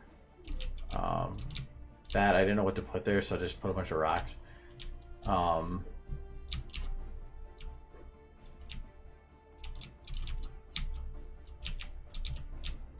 Yep, and then it goes outside, and there's actually nothing out here. It's more video trickery. If you want, I can show you how that works. I've shown it before, but I know that not everybody's here all the time. So if you want, I can show you how I actually went about transitioning here.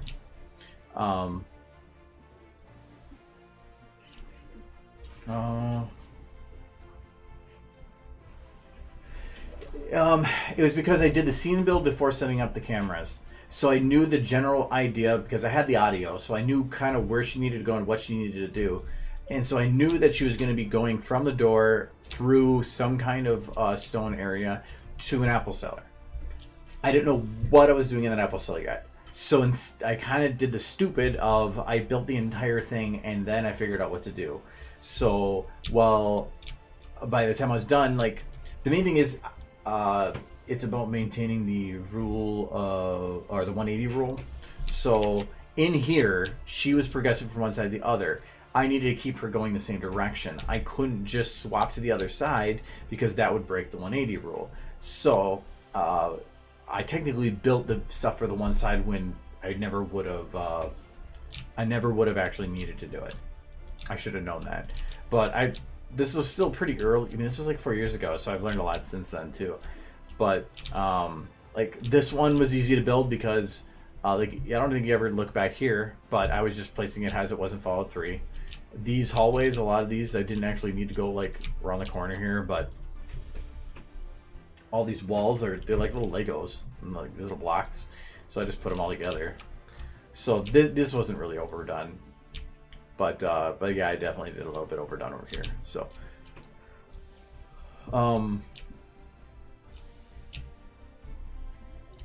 so yeah, and then I think because of how, or because I started doing the lighting in here, but you only have a certain amount of shadowed lights you can do to enable or to let all the lighting work as I wanted it to. I had to break these up. So like I have little Pip's room, so the lighting for here.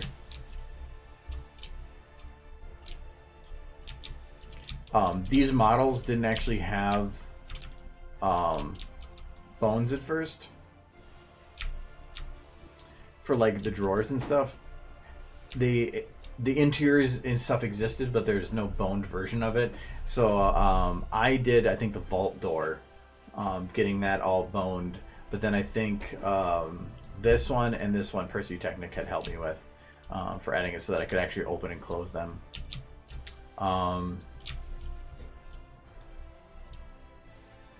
So yeah, this Pip's room, and then over my office.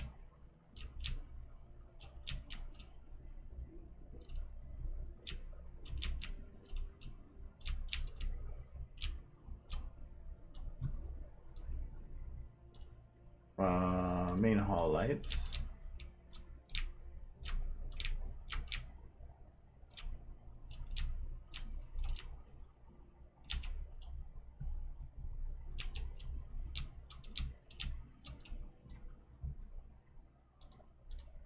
Vault door lights.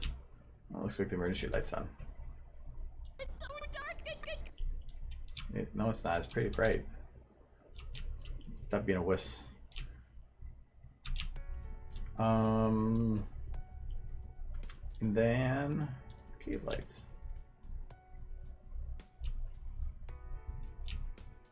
This room is pretty dark because it was lit by Pip-Buck, I believe. Yeah, she's not over there.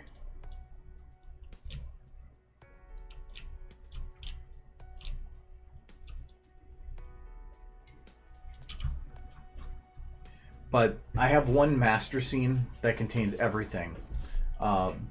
But to keep it efficient, because like you can tell when I'm moving around this shot, the frame rate's really low because it's got so much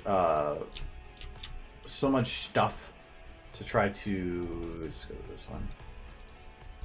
It's got so much light in so many models that it's just not very efficient. But if I go to these ones, so you can see that I'm running a lot smoother. And that's because I only showed what was needed. Why did I let this happen? The ponies are right to hate me. I'm the one who let Velvet get away.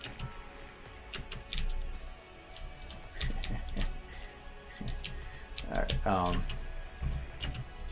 so I didn't, if I didn't need to show it, I just deleted it. Oh, these are small little scene builds I made for spur of the moment.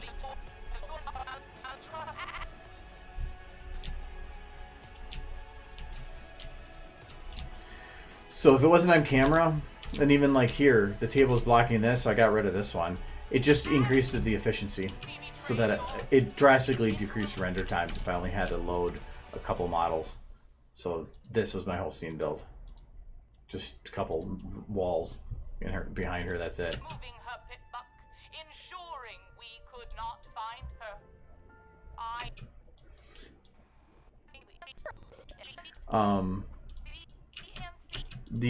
The texture or the animated bit on here, if you why do you always gotta go so big?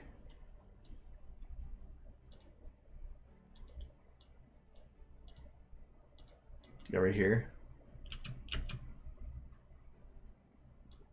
Maybe it's one of Velvet's new songs?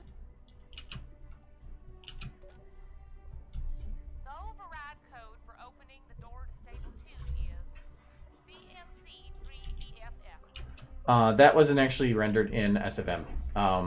So what I did for that was I made 9 different versions of the texture, rendered it 9 times. So one of the textures was at its absolute lowest value, like close to this, and the other one was at its highest. I literally just took a large one that I just kind of threw together of a sound bit, stretched it or knocked it down, and then in post framed it so that I looked at the waveform for what was being spoken, and I just followed it with the frames to make it look like it was done like that, but it actually wasn't. So there was no animated texture. And it worked. So other thing in this one, like I had actually messaged EBC to try to get confirmation. Like, we tried to make sure that the days and the times actually made sense for what was going on. Like, at this point, she was going to be going out and it was evening, so we decided on like 9 or 10 o'clock that it was in the evening, so that when she went outside it was going to be dark. Because based on like other stuff that happened later. So we were trying to figure out what worked best. I was really happy with how this turned out too. Like, to make it look like this screen was 3-dimensional, I like took the text on the screen, then like copied the text like in 2 different directions and lowered the opacity, and then removed some of the letters from that. So then you got these like weird, like somewhat showing letters. It actually looks pretty cool. I like this. I even went into like on the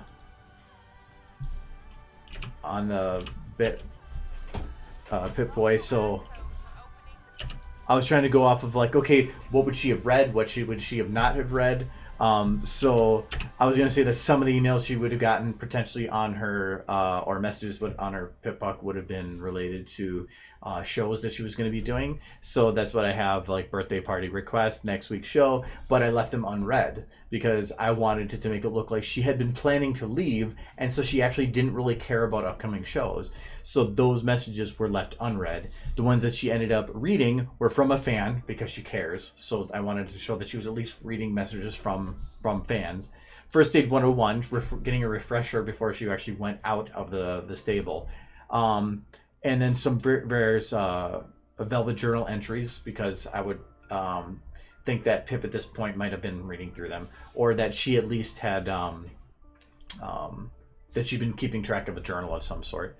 And then for this one, this weird message, I just threw a bunch of random text in to make it look like it was something more secret or special.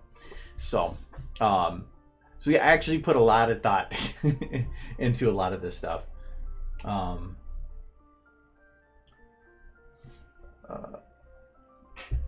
Yeah, there's lots and lots of hours to go through.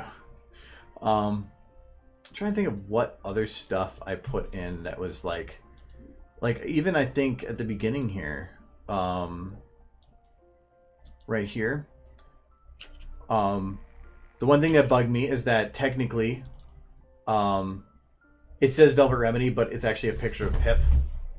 I really couldn't do anything about that, but implying it was hers. I gave her a higher level, some experience. I thought I did something else with her. That was blinking red because it couldn't find her. This was again another one. I made 3 different renders for this one. Lots of health potions because Velvet. So I made multiple versions of it. One that was very dim, one that was brighter red, and then I just faded between them. And then when she hits the button, I just have it switch to, or fade to one to like she was disabling it. So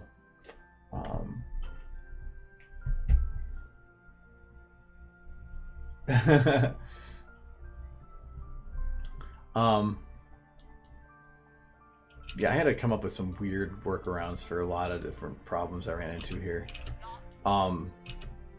Another interesting thing here, I think when they're in here, the talking back here is just copy paste from my 10,000 subscriber video where I'm talking. I just copy pasted the talking and the motion and just blended it together to make it work. This is the waitress from Destiny, and if I remember right, she's reading a gun about bullets.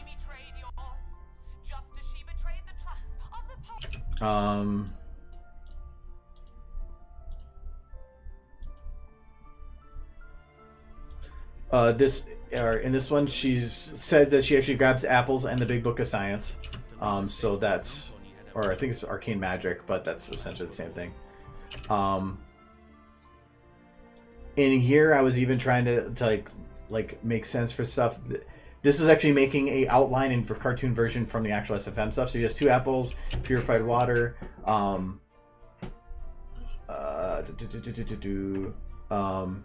lockpicking and science increase for her barding. Conditions a little lower. Yeah, the arcane sciences, that was plus science again. So, I thought I had something with Little Pip. I don't know why I have her level 30. It probably doesn't make any sense. Oh, yeah, I forgot to put that in there. So she has 11 health potions and 1 velvet remedy. Because she's the one that heals her. So it was just kind of a reference to that a little bit. Reading a gun about bullets, yes. That's what I said. I'm going to stick with it. Excuse me, if you would let me by. Port is off limits. No exceptions. Where's he technically helping with those earth ponies? Some inconsistencies that I thought were really funny here. Look how dark she is on that side of her face. Look how light she is on that side of her face. That's what I was saying before. It doesn't matter. Just go with it.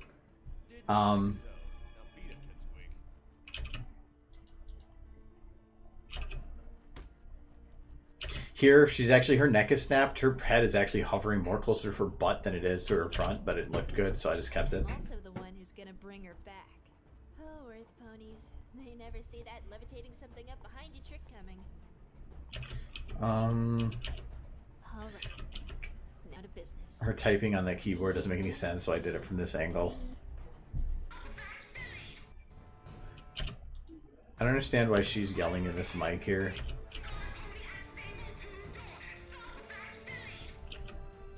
Because it literally makes no sense. Why don't you just get up your ass and go there? Also, I realized afterwards that she was supposed to, I think, be a unicorn. And I did not make her a unicorn. I instead made her a Nerf pony.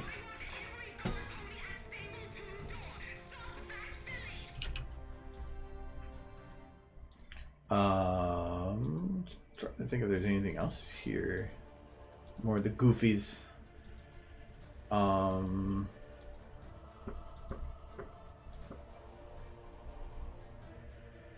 I put a lot of thought into this one too.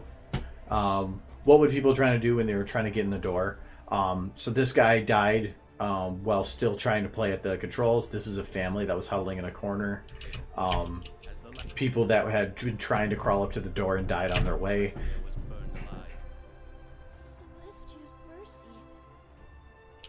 The light of the Pip-Buck lamp reveals a sub. Building it.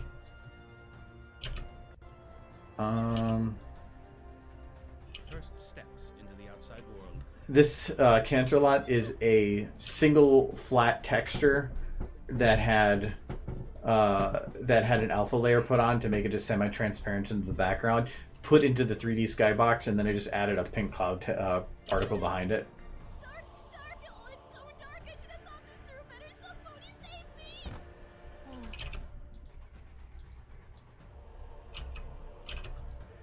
I don't think there's anything else weird here. I love how there's the wind going through, but none of those trees are moving. Because I made it with particles. If I could go back, that actually would be one of the few things I would want to change, is make those trees move.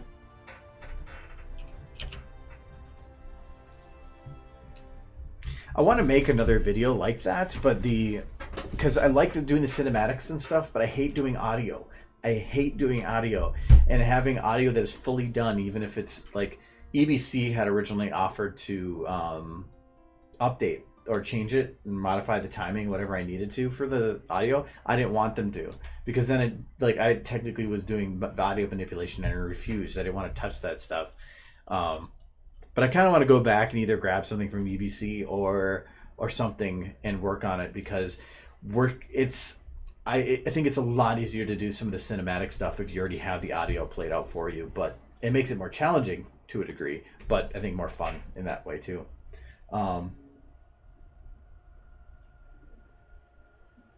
Oh, I think that's I mentioned the one thing, but I didn't. I think you're talking. Yeah, here. So the reason that that's faded in there is because technically I redid the texture, so it said 2. But what I didn't actually realize is that, and for some reason I wasn't looking at this when I was rendering it, was that there was another texture included with that, the one that was regarding the reflection of light. So when I lit it with an actual physical light, and I might actually be able to, oh, I guess I thought I was in the video here, but no, this is the actual thing. So when you actually shine a light at it, you can see that number there. So I redid the texture, but I forgot to redo the environment map, I think is what's causing that. So, or the environment map mask. So that's what caused that. And I didn't even realize it until after I'd already rendered it. So I just left it. So yeah. Because if I shut that off, boom, it's back to 2.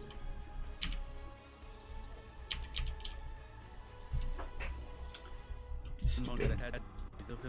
Skeletons of ponies that had died desperately trying to get into the stable. I don't think I did ever save the trailer version of this. Yeah, I did. This is actually, I'm super proud of this one. Like I don't know. I thought it was just good transitions, good use of music, and when I actually cared about doing trailers.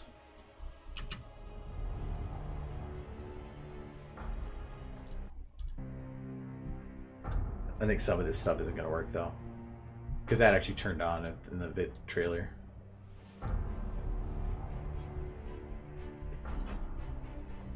Sounds like, why did I show a lunchroom? I don't know. But how I planned out this trailer was that a lot of the stuff at the beginning wasn't really showing much. It was just supposed to be quick reveals. So like this isn't, it's showing, oh, it's a vault or whatever. 2, suddenly be like, okay, now there's more context, so that makes sense. I didn't want to show Pip until she was needed. I was utilizing that transition of the door going down and having the camera go down here to show the door. I love that. I love that transition. More just scene build showing.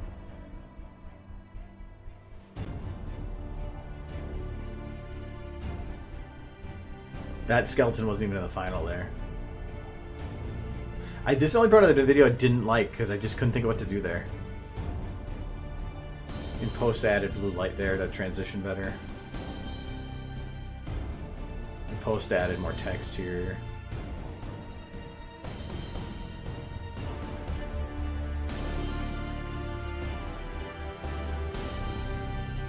This one.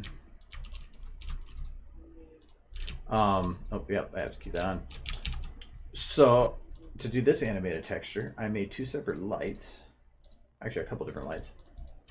So, there's probably these 2.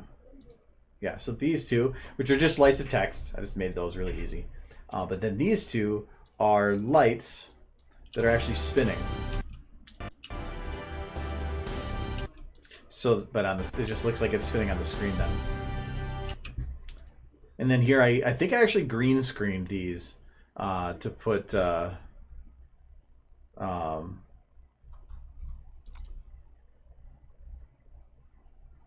in there. It's where did I put that?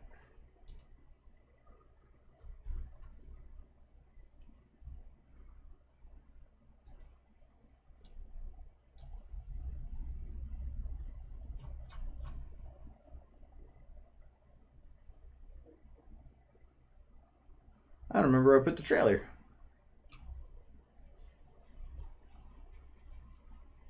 It's somewhere.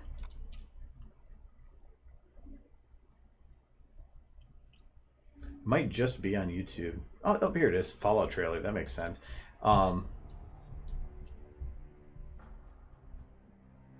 Like on here, this I lit up with, I think it might have been a light. I can't remember. But this is a lot of post effects for the lights to make them so that they have the shine down, because lens flares, you know.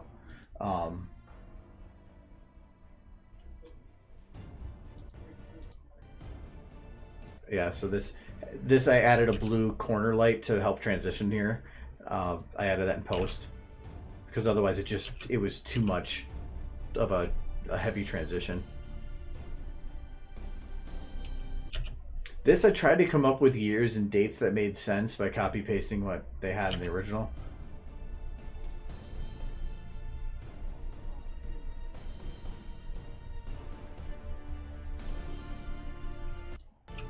Oh yeah, so this was green screen. I just took video from the the final.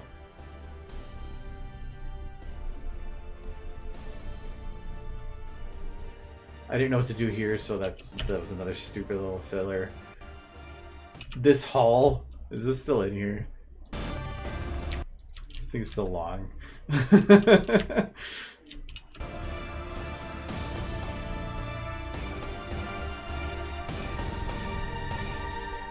time. What are these ones? Oh, this is a different idea I had for that. But,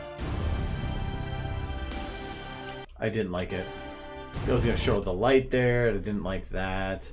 For some reason, I kept the whole video in there otherwise. So this is actually... Is this an older version of it? Because I didn't have the video done...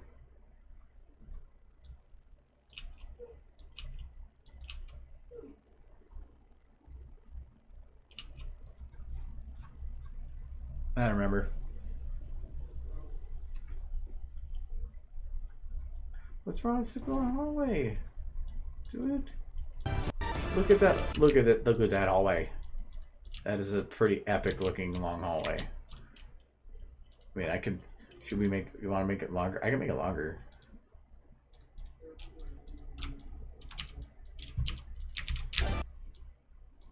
Where are those? Sunken stairs? Okay. Alright, so we're going to do that. And then we're going to... Alright. How's that? That better? Or do we need more? We need more.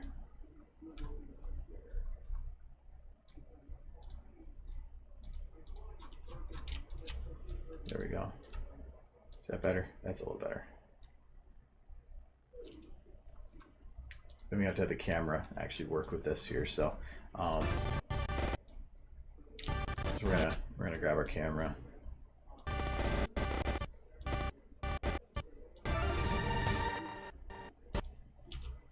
Oh, yeah, okay. Camera. There we go. That's better.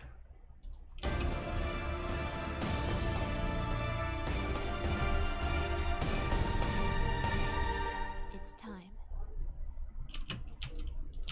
Yeah, it's a little too long. Because the blur on this... Actually, the blur in here, this isn't as bad as I thought it was going to be.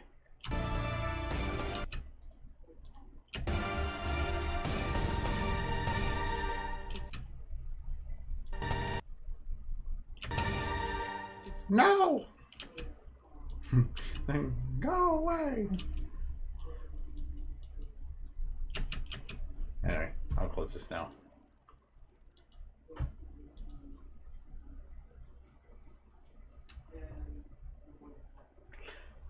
The whole point of this isn't to be a work session. It's just if I have nothing else to do, that's what I do. It just ends up being that's the most of what I do. No, if people have questions or want to see other stuff, I have no problem opening that up.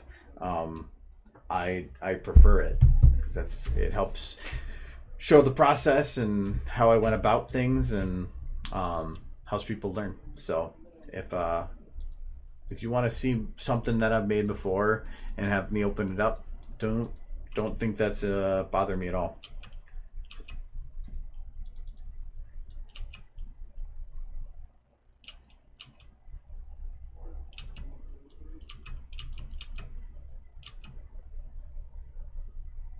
I wonder if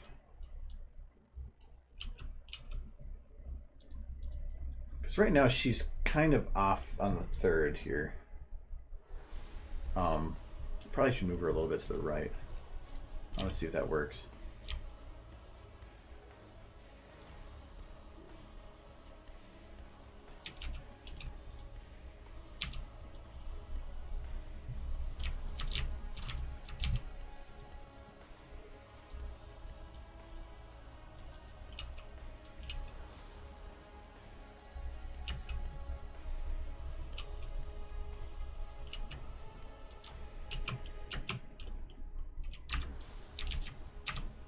Okay. Actually, if anything, no. I just have to be a little bit better about this. So I'm going to say that in terms of how this is structured, that this is an edge and this is an edge. And I just need to center it between those edges. So if I grab this and I just turn it to there, maybe.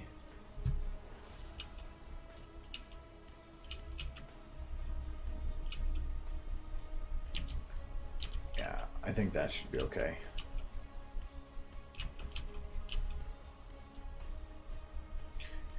This one could probably center a little bit better too.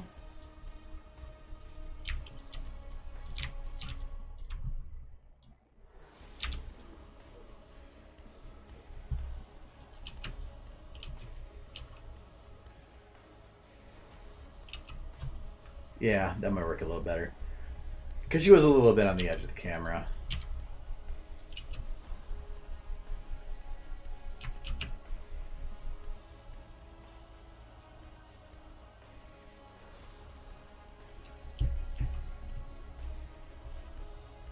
Well, you don't have to think about like the stuff in detail like I do sometimes.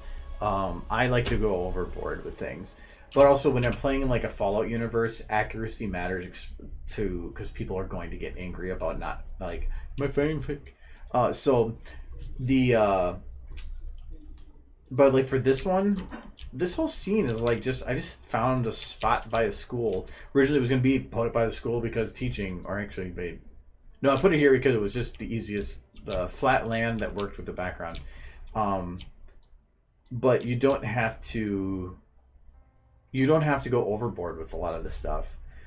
There's a lot of pre-made scene builds that you can utilize and modify as you need. But like a lot of the first ones I did, the first videos, no, that'd be a lie. The first couple maybe had no modifications to scene builds.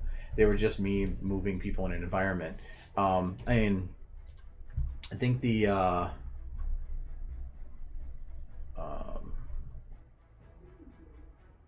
where is that one? Well, maybe I don't have it anymore. Well, like for instance, this one. Oh, and I do see it. This one took me like a couple days, and I was just trying to practice utilizing the motion and like having them run over bits and modifying the motion. So it was just, I was just learning, and so this environment was all pre-built, and I was just utilizing camera and seeing what I can modify. I mean, hell, here she's actually floating over the ground, so but it didn't matter because I still had fun with it. I made something and I learned from it. I mean, I made this like 5 years ago.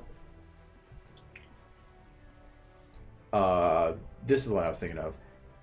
I mean, look at this quality. This took me 5 hours. Great hair and everything. Ooh, super high quality. But you start somewhere and you learn. And actually, I made all of this, and then I crashed because of a power outage, lost everything, and had to redo it again. And that's why I have a battery backup now. So, and this is one of my first ones that I did. Actually, I think this was the first one I did ever with Pony. This isn't even the new models or the VN models. These are the old models before Naka. So like, there's no hair motion here. The tails didn't really have much control. The wings only had a single bone. So, so yeah, don't think that you're going to start out with going super complex. No. You start simple and you learn.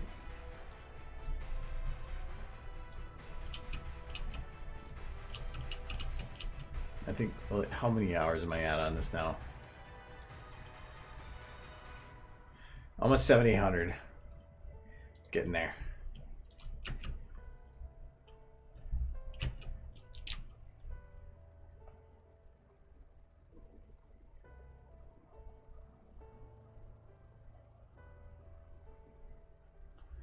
Already have our eyes set. Okay.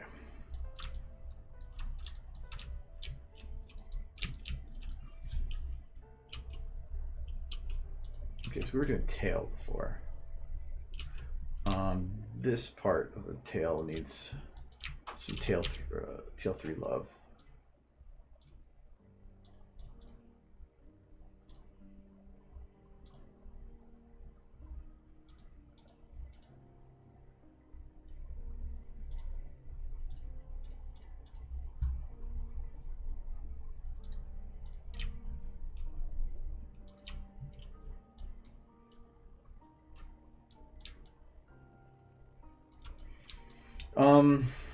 It depends on that could be split. So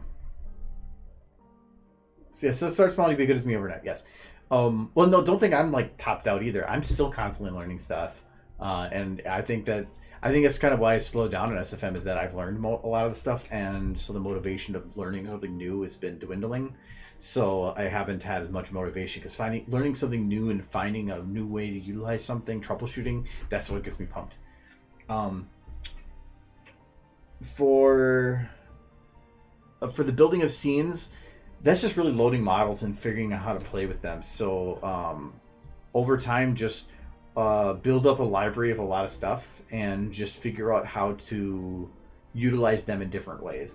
That just comes down to the troubleshooting, or the not troubleshooting, problem solving. Of, I need to build this. I need to build a shack, but I don't know how to model, so how can I do it anyway? So utilizing like pallets and other wood pieces, and then how to add the detail that you need. Reference other images out there. Find, like, if you needed to do a smoky shack in the middle of the woods, go and look up images of it. Get ideas for it. See what details they put in that you feel made that a good shot, and try to replicate it. In terms of maps, I knew nothing of Hammer. And Hammer is what I used for Remembrance. So this map was made in Hammer, and like the column was made by somebody else. I can't remember who it was. It's in the credits of the video, and that the statues were from something else as well. But everything else, for the most part, was done in Hammer. And that will let you build a lot of the walls and apply textures to them. So that's the actual map. But there's limitations of doing things that way. It's just a lot more efficient, though, than just loading in models in SFM and working it that way. But SFM was a whole different beast. Or not SFM, Hammer was a different beast. I hate the software. It's super old. It hasn't really been updated, and has some pretty nasty bugs that you have to work out. But that one is just I self-taught, and even then I only know like 1% of that software. That map, the Remembrance map, is a mess.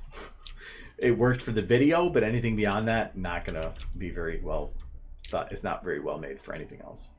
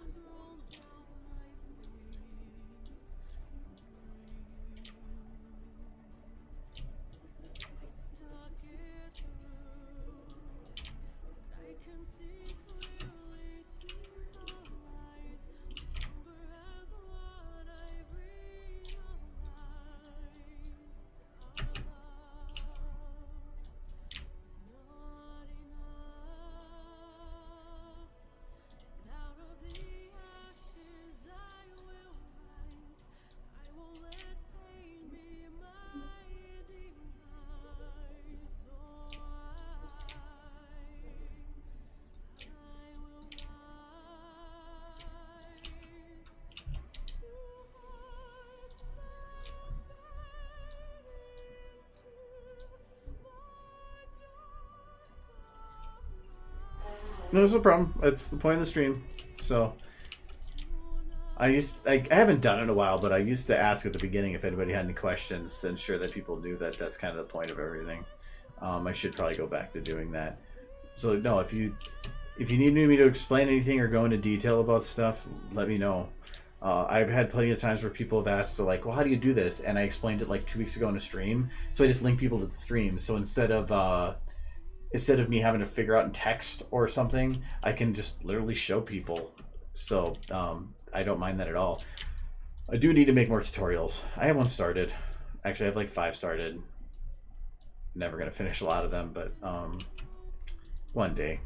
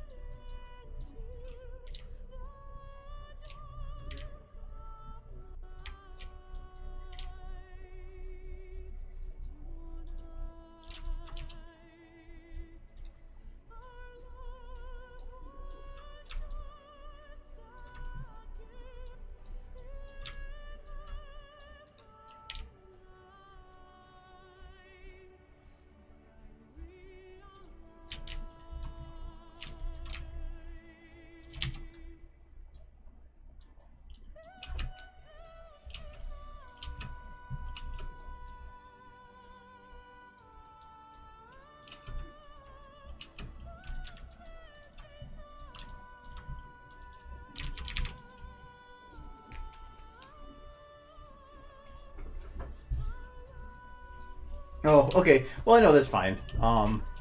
If I keep bringing it up, normally it just keeps it in mind for people. If I'm doing something and I try to explain the things that I think are complex or wouldn't be well understood while I'm doing them to people if possible, but it doesn't always mean that I do. Like, there's a reason that the on YouTube here that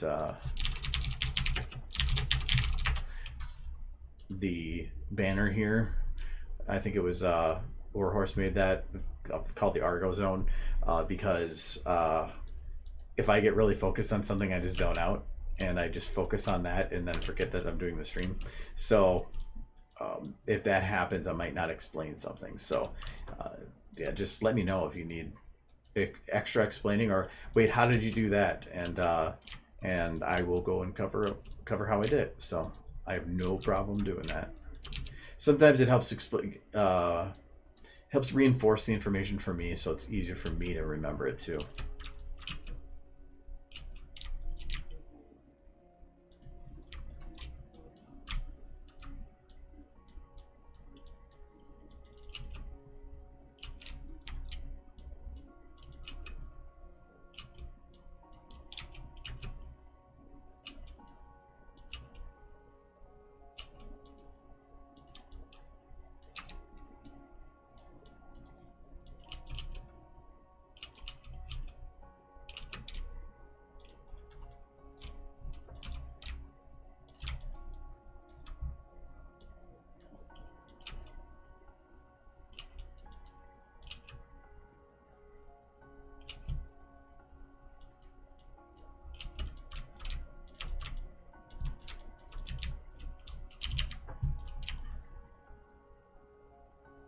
The one talent I think that the stream taught me more than anything else is the ability to work while distracted. I mean, yeah, I get stuck in my zones here and there, but like right now, being able to work on stuff while talking, at least to a mostly coherent degree, ironic, is been useful in more sense than, or more than just an SFM.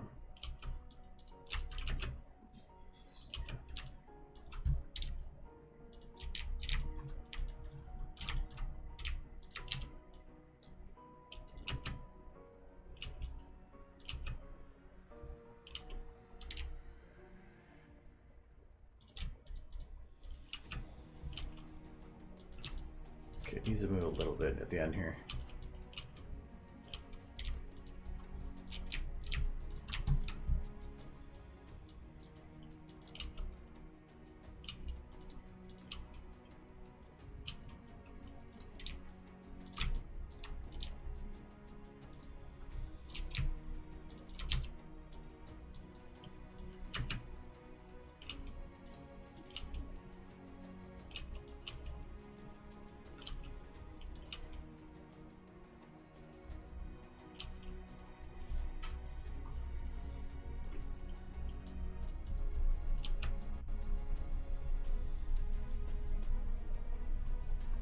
Okay.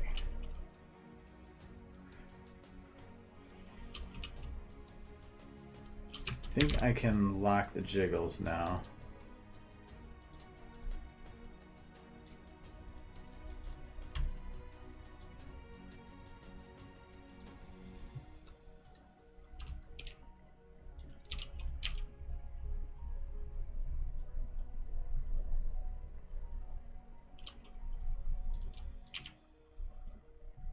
Okay, so a couple jiggles broke. Head ball has a break right here.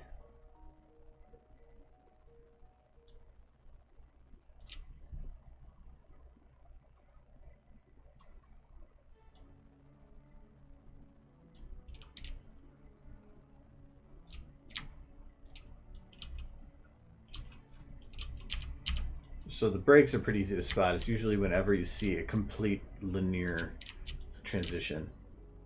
So like right here, it's technically broken. Tail 1 looks like, I don't think that, oh, this is a break. Sometimes when it hits the top, it'll curve back down. It's actually technically going beyond there and curving, but this one I think is broken. Yeah, just a little bit. Actually, it's not as broken as I expected. So do that there too. Hair, or jiggle hair 1, jiggle hair 2. So what is this one?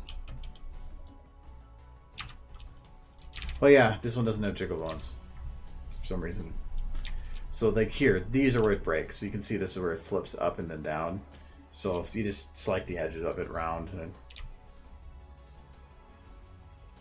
but even then, it's still a little bit busted, so I'm going to round it off a bit more. Yep, that's better. This is still a little busted too, so I'm just going to round that out.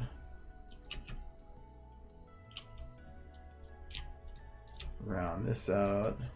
It's probably still going to not... I'm going to round that out a bit.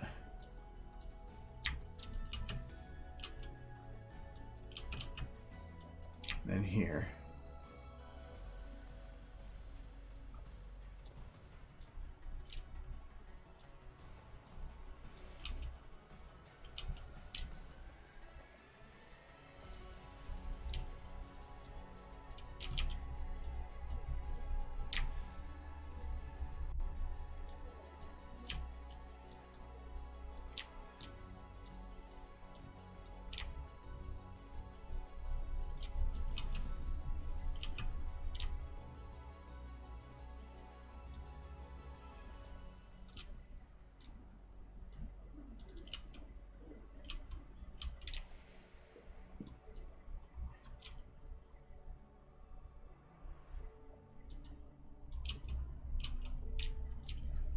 Okay, that's still going to be needing some TLC, but that's fine for now.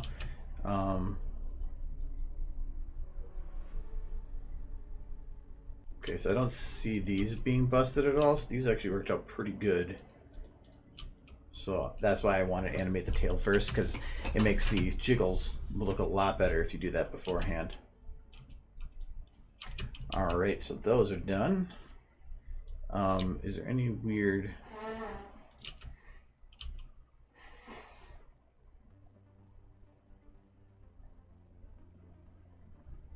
Okay, I'll just leave that as it is.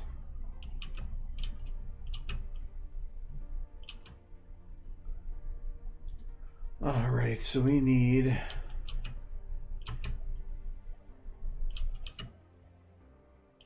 Okay, so how are her pigtails? How are those moving?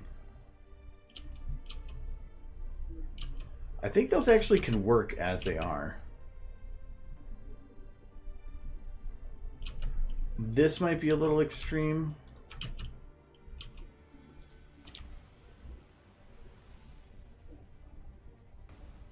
But I could probably just leave it. The main thing I need to do is anytime she tilts her head, I have to have these tilt to accommodate. So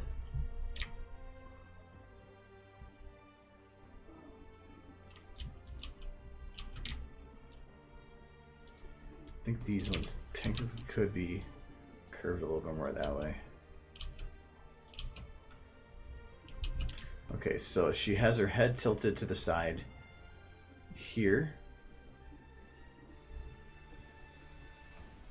So from this point to this point, her head is tilted.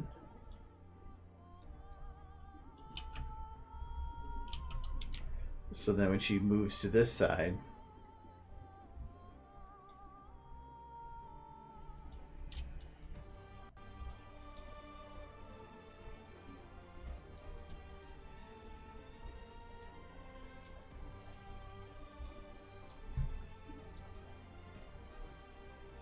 okay, this needs to be done separately. So this one's a little bit down.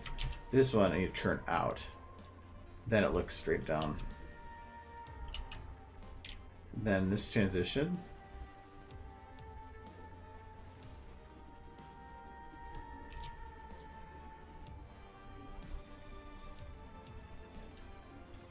Okay.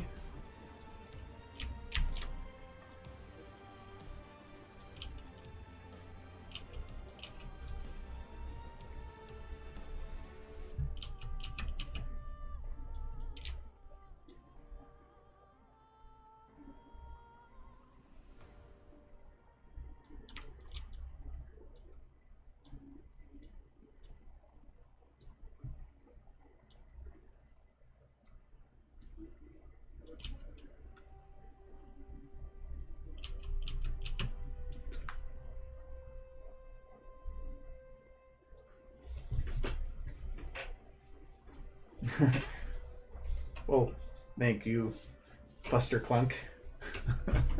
I see what you did there. Yeah, sure. These are all recorded too, so you can always check it out later too. Do I need to really do anything with her ears?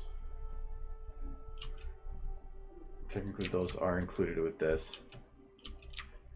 This I don't like. I'm going to round these out.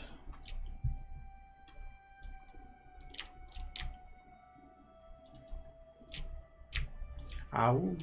Ow. Ow. Ow.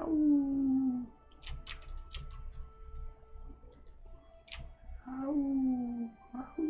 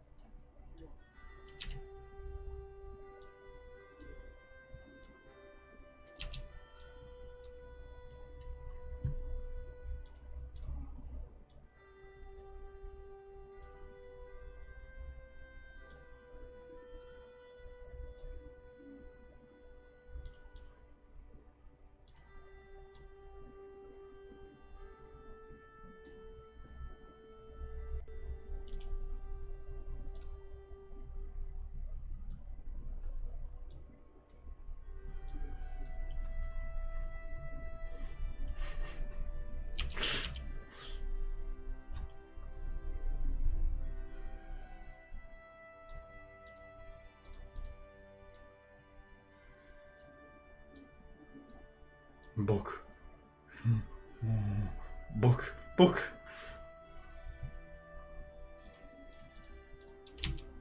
Oh.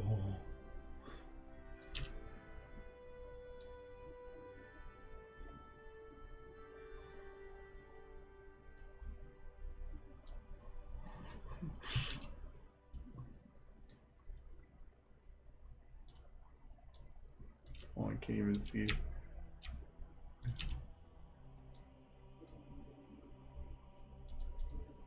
Book. Book. Book.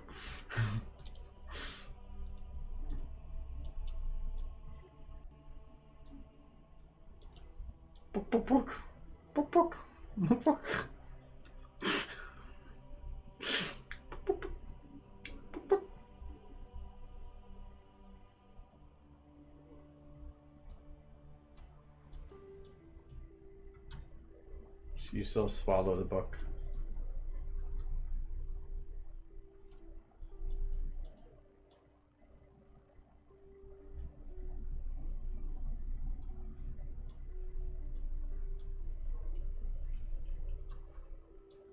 Nom nom nom nom nom.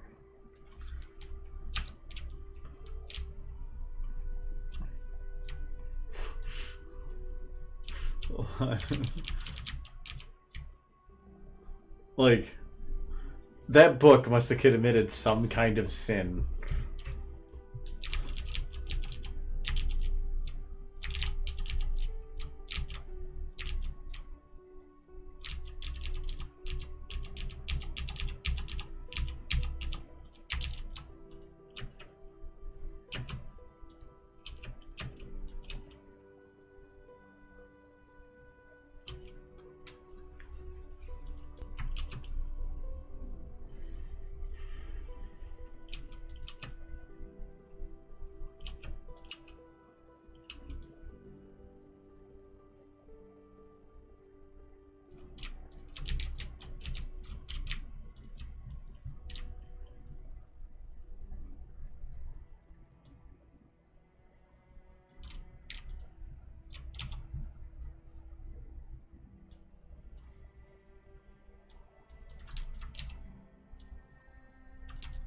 I don't mind it clipping her face, but not towards cutting off the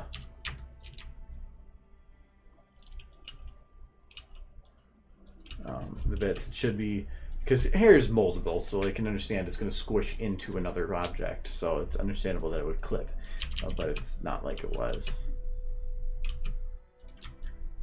For how extreme the motion, I would think that the hair would actually go back further.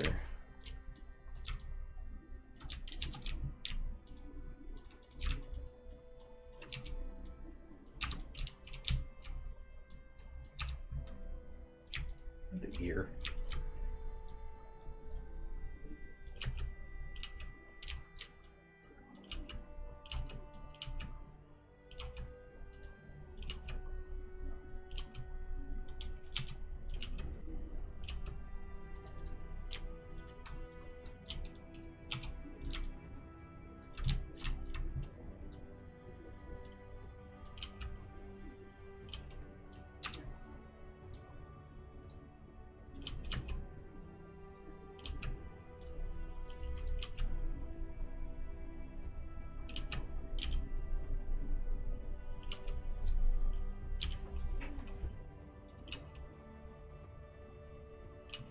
Okay, so now I had to fix this hair, not that hair, this hair.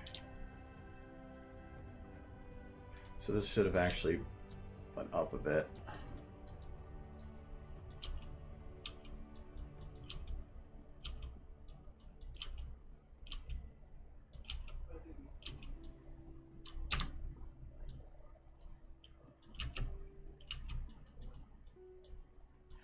This one would have went up too. This one I have to do manually. What am I doing? Later. Okay. So this is one thing that sucks with this version of the model, is it's just its hair isn't behaving. So I can just do quick though.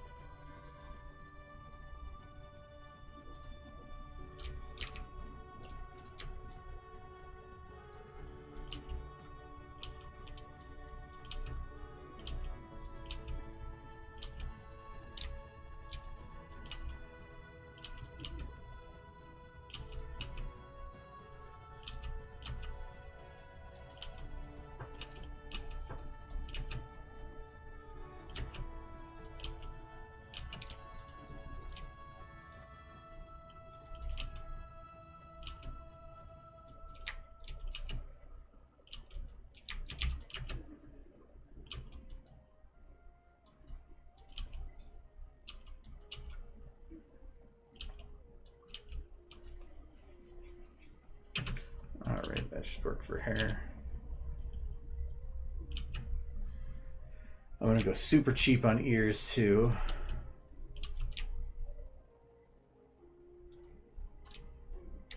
For one, I don't really like the way that they normally move the ears. So when they're stable, I'm just gonna go playhead, and actually probably a little bit of smooth.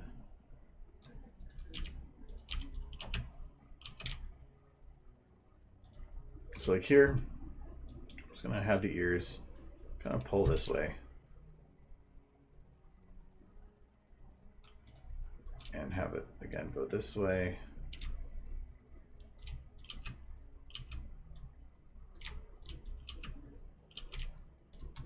And then have a little bounce back. A little bit more bounce back.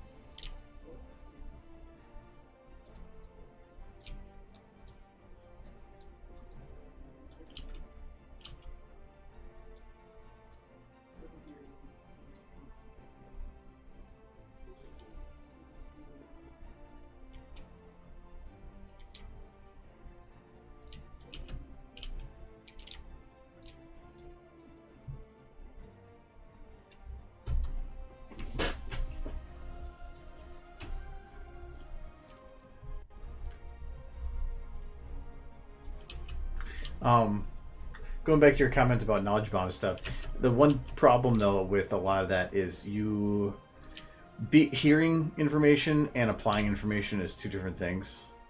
So while I can give you that information like 100 times, if you really want to learn something, you should still go and do it. Like, even if it's just exactly what I did step for step, without any other modification to your needs, just literally following it step by step does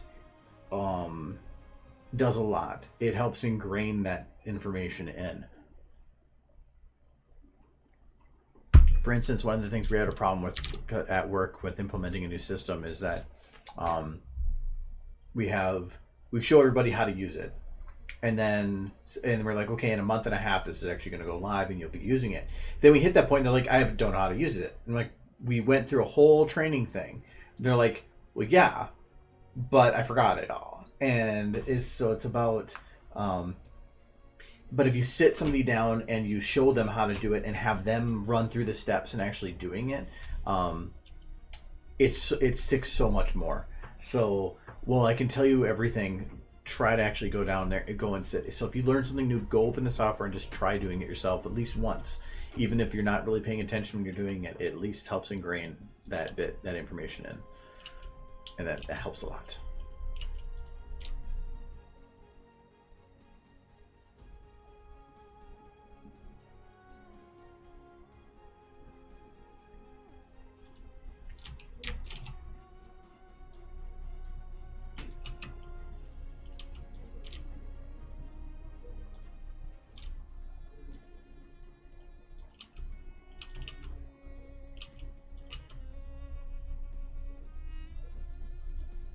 I don't know, there's something cute about floppy ears. Gotta make floppy ears.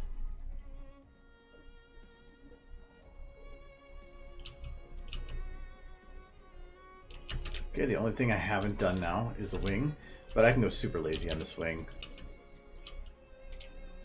Like here, technically I'm not really even showing much.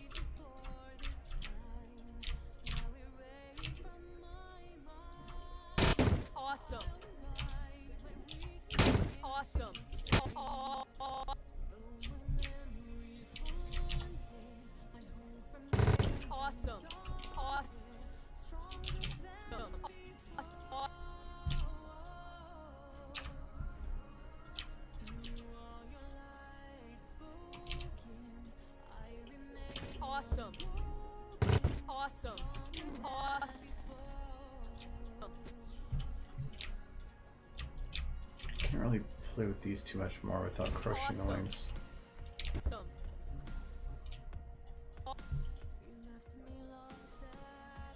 Awesome.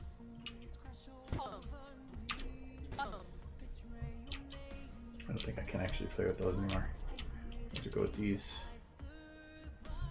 Awesome. Awesome. Awesome. Awesome.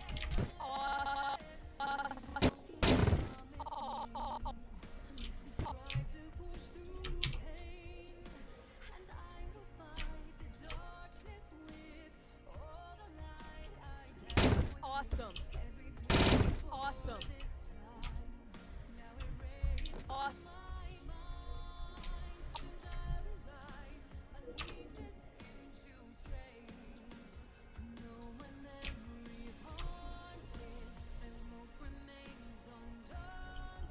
Awesome. Awesome. Awesome. Awesome.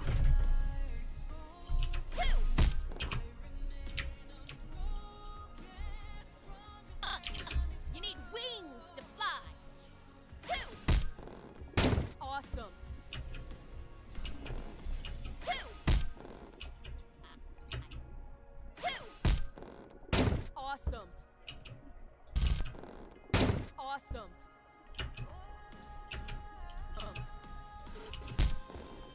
Awesome.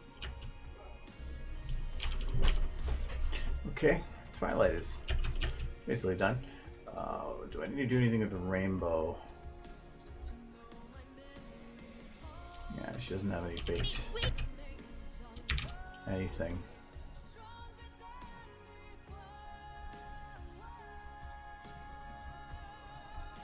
As I thought, these are going to be a mess. Alright, these don't need to move. Ear tip doesn't need to move either. Wings to fly.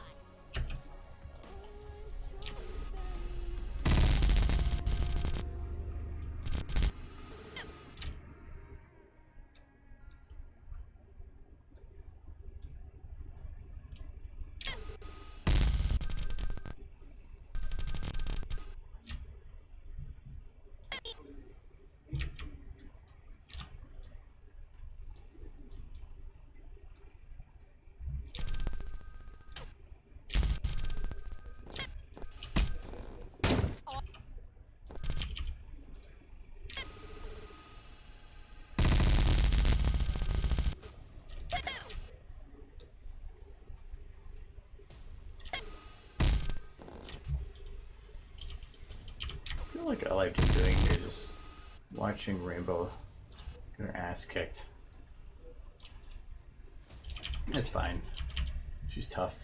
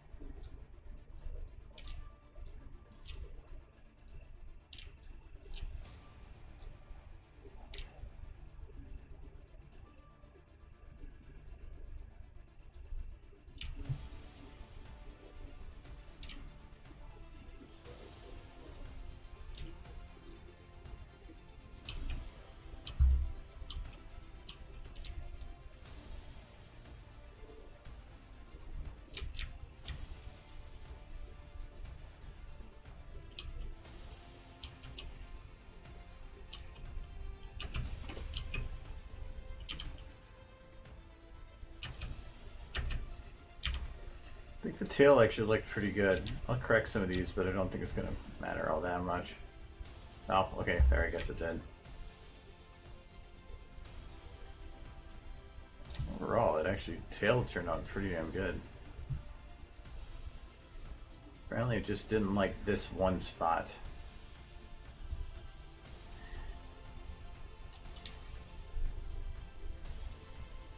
Actually clips the ear a little bit right here. What we can do instead is I can either move the ear or I can move the tail. I'm gonna move the ear.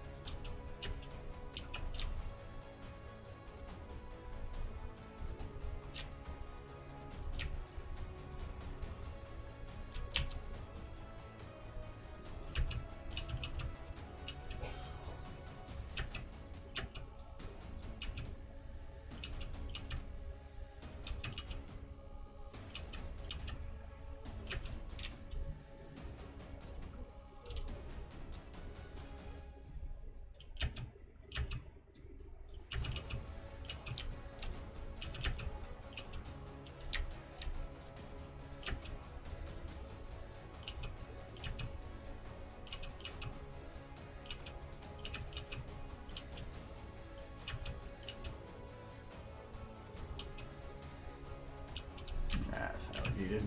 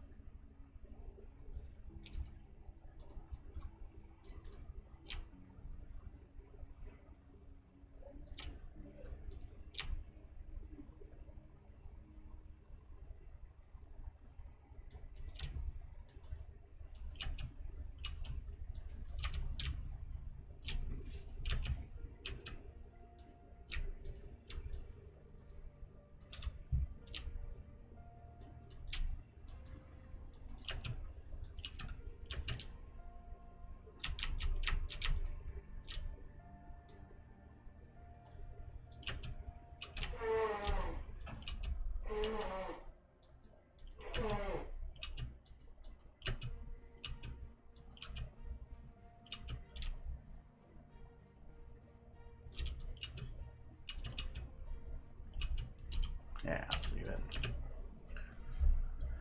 I think that rainbow should work as she is then.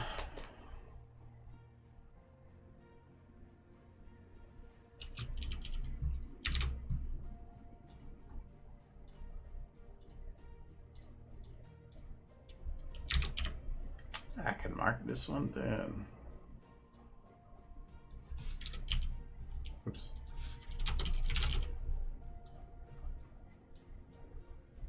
Progress. Didn't get too much done tonight, but I got a good amount done.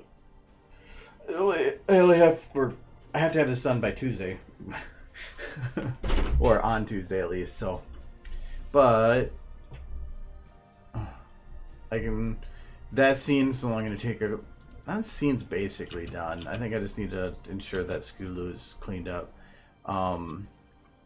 This one needs some extra animation. This one's going to take a little bit, and then this one's mostly animated.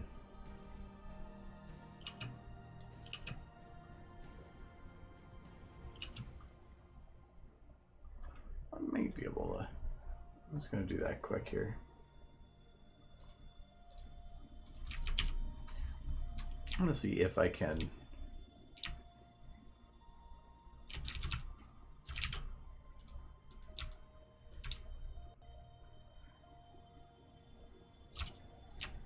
Oh.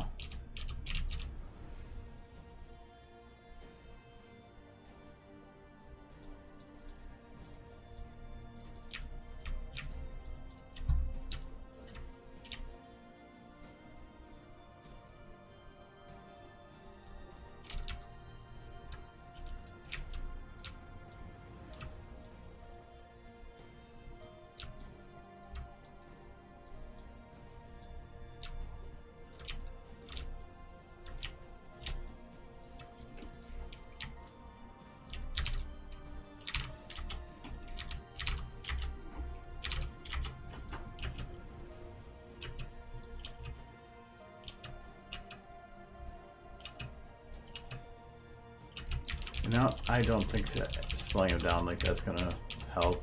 I have to do it by like the groups like that though, because I can't just like increase by some of these and not others, because these are by frame, so I have to play within my frames.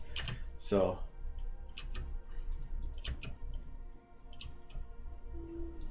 I have a feeling I'm gonna want to have. So this is upper face.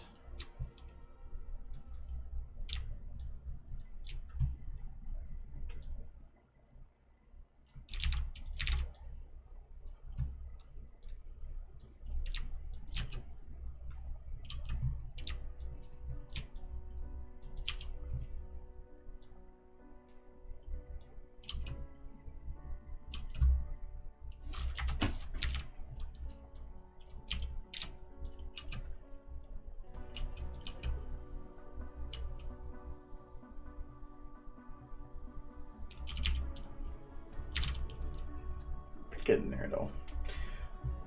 Anyways, so that's going to be it for tonight. So I am going to call it a all done. Yep, I hope I'm going to try to work on this some between now and Tuesday so that I get it mostly done. My main goal for potentially working over the weekend is getting the lip syncing done here, and potentially some of this cleanup done, and maybe even start some renders. So anyways, so I'll be back next Tuesday. I won't be dropping that stream out because I have to do this. I might hold off on Friday to finish off some of these like last little bits, but if I do, it's going to be a render that I can do into Saturday, because I have Sunday, I guess. I leave out of town a week from this weekend, like a week before the con, so I have to have it done well before the con. So anyway, well, thanks for coming. And did I have like multiples of those open? Okay. Have a good night. I'm gonna go. Where's my kitty? Meow. Alright. Have a good weekend, guys.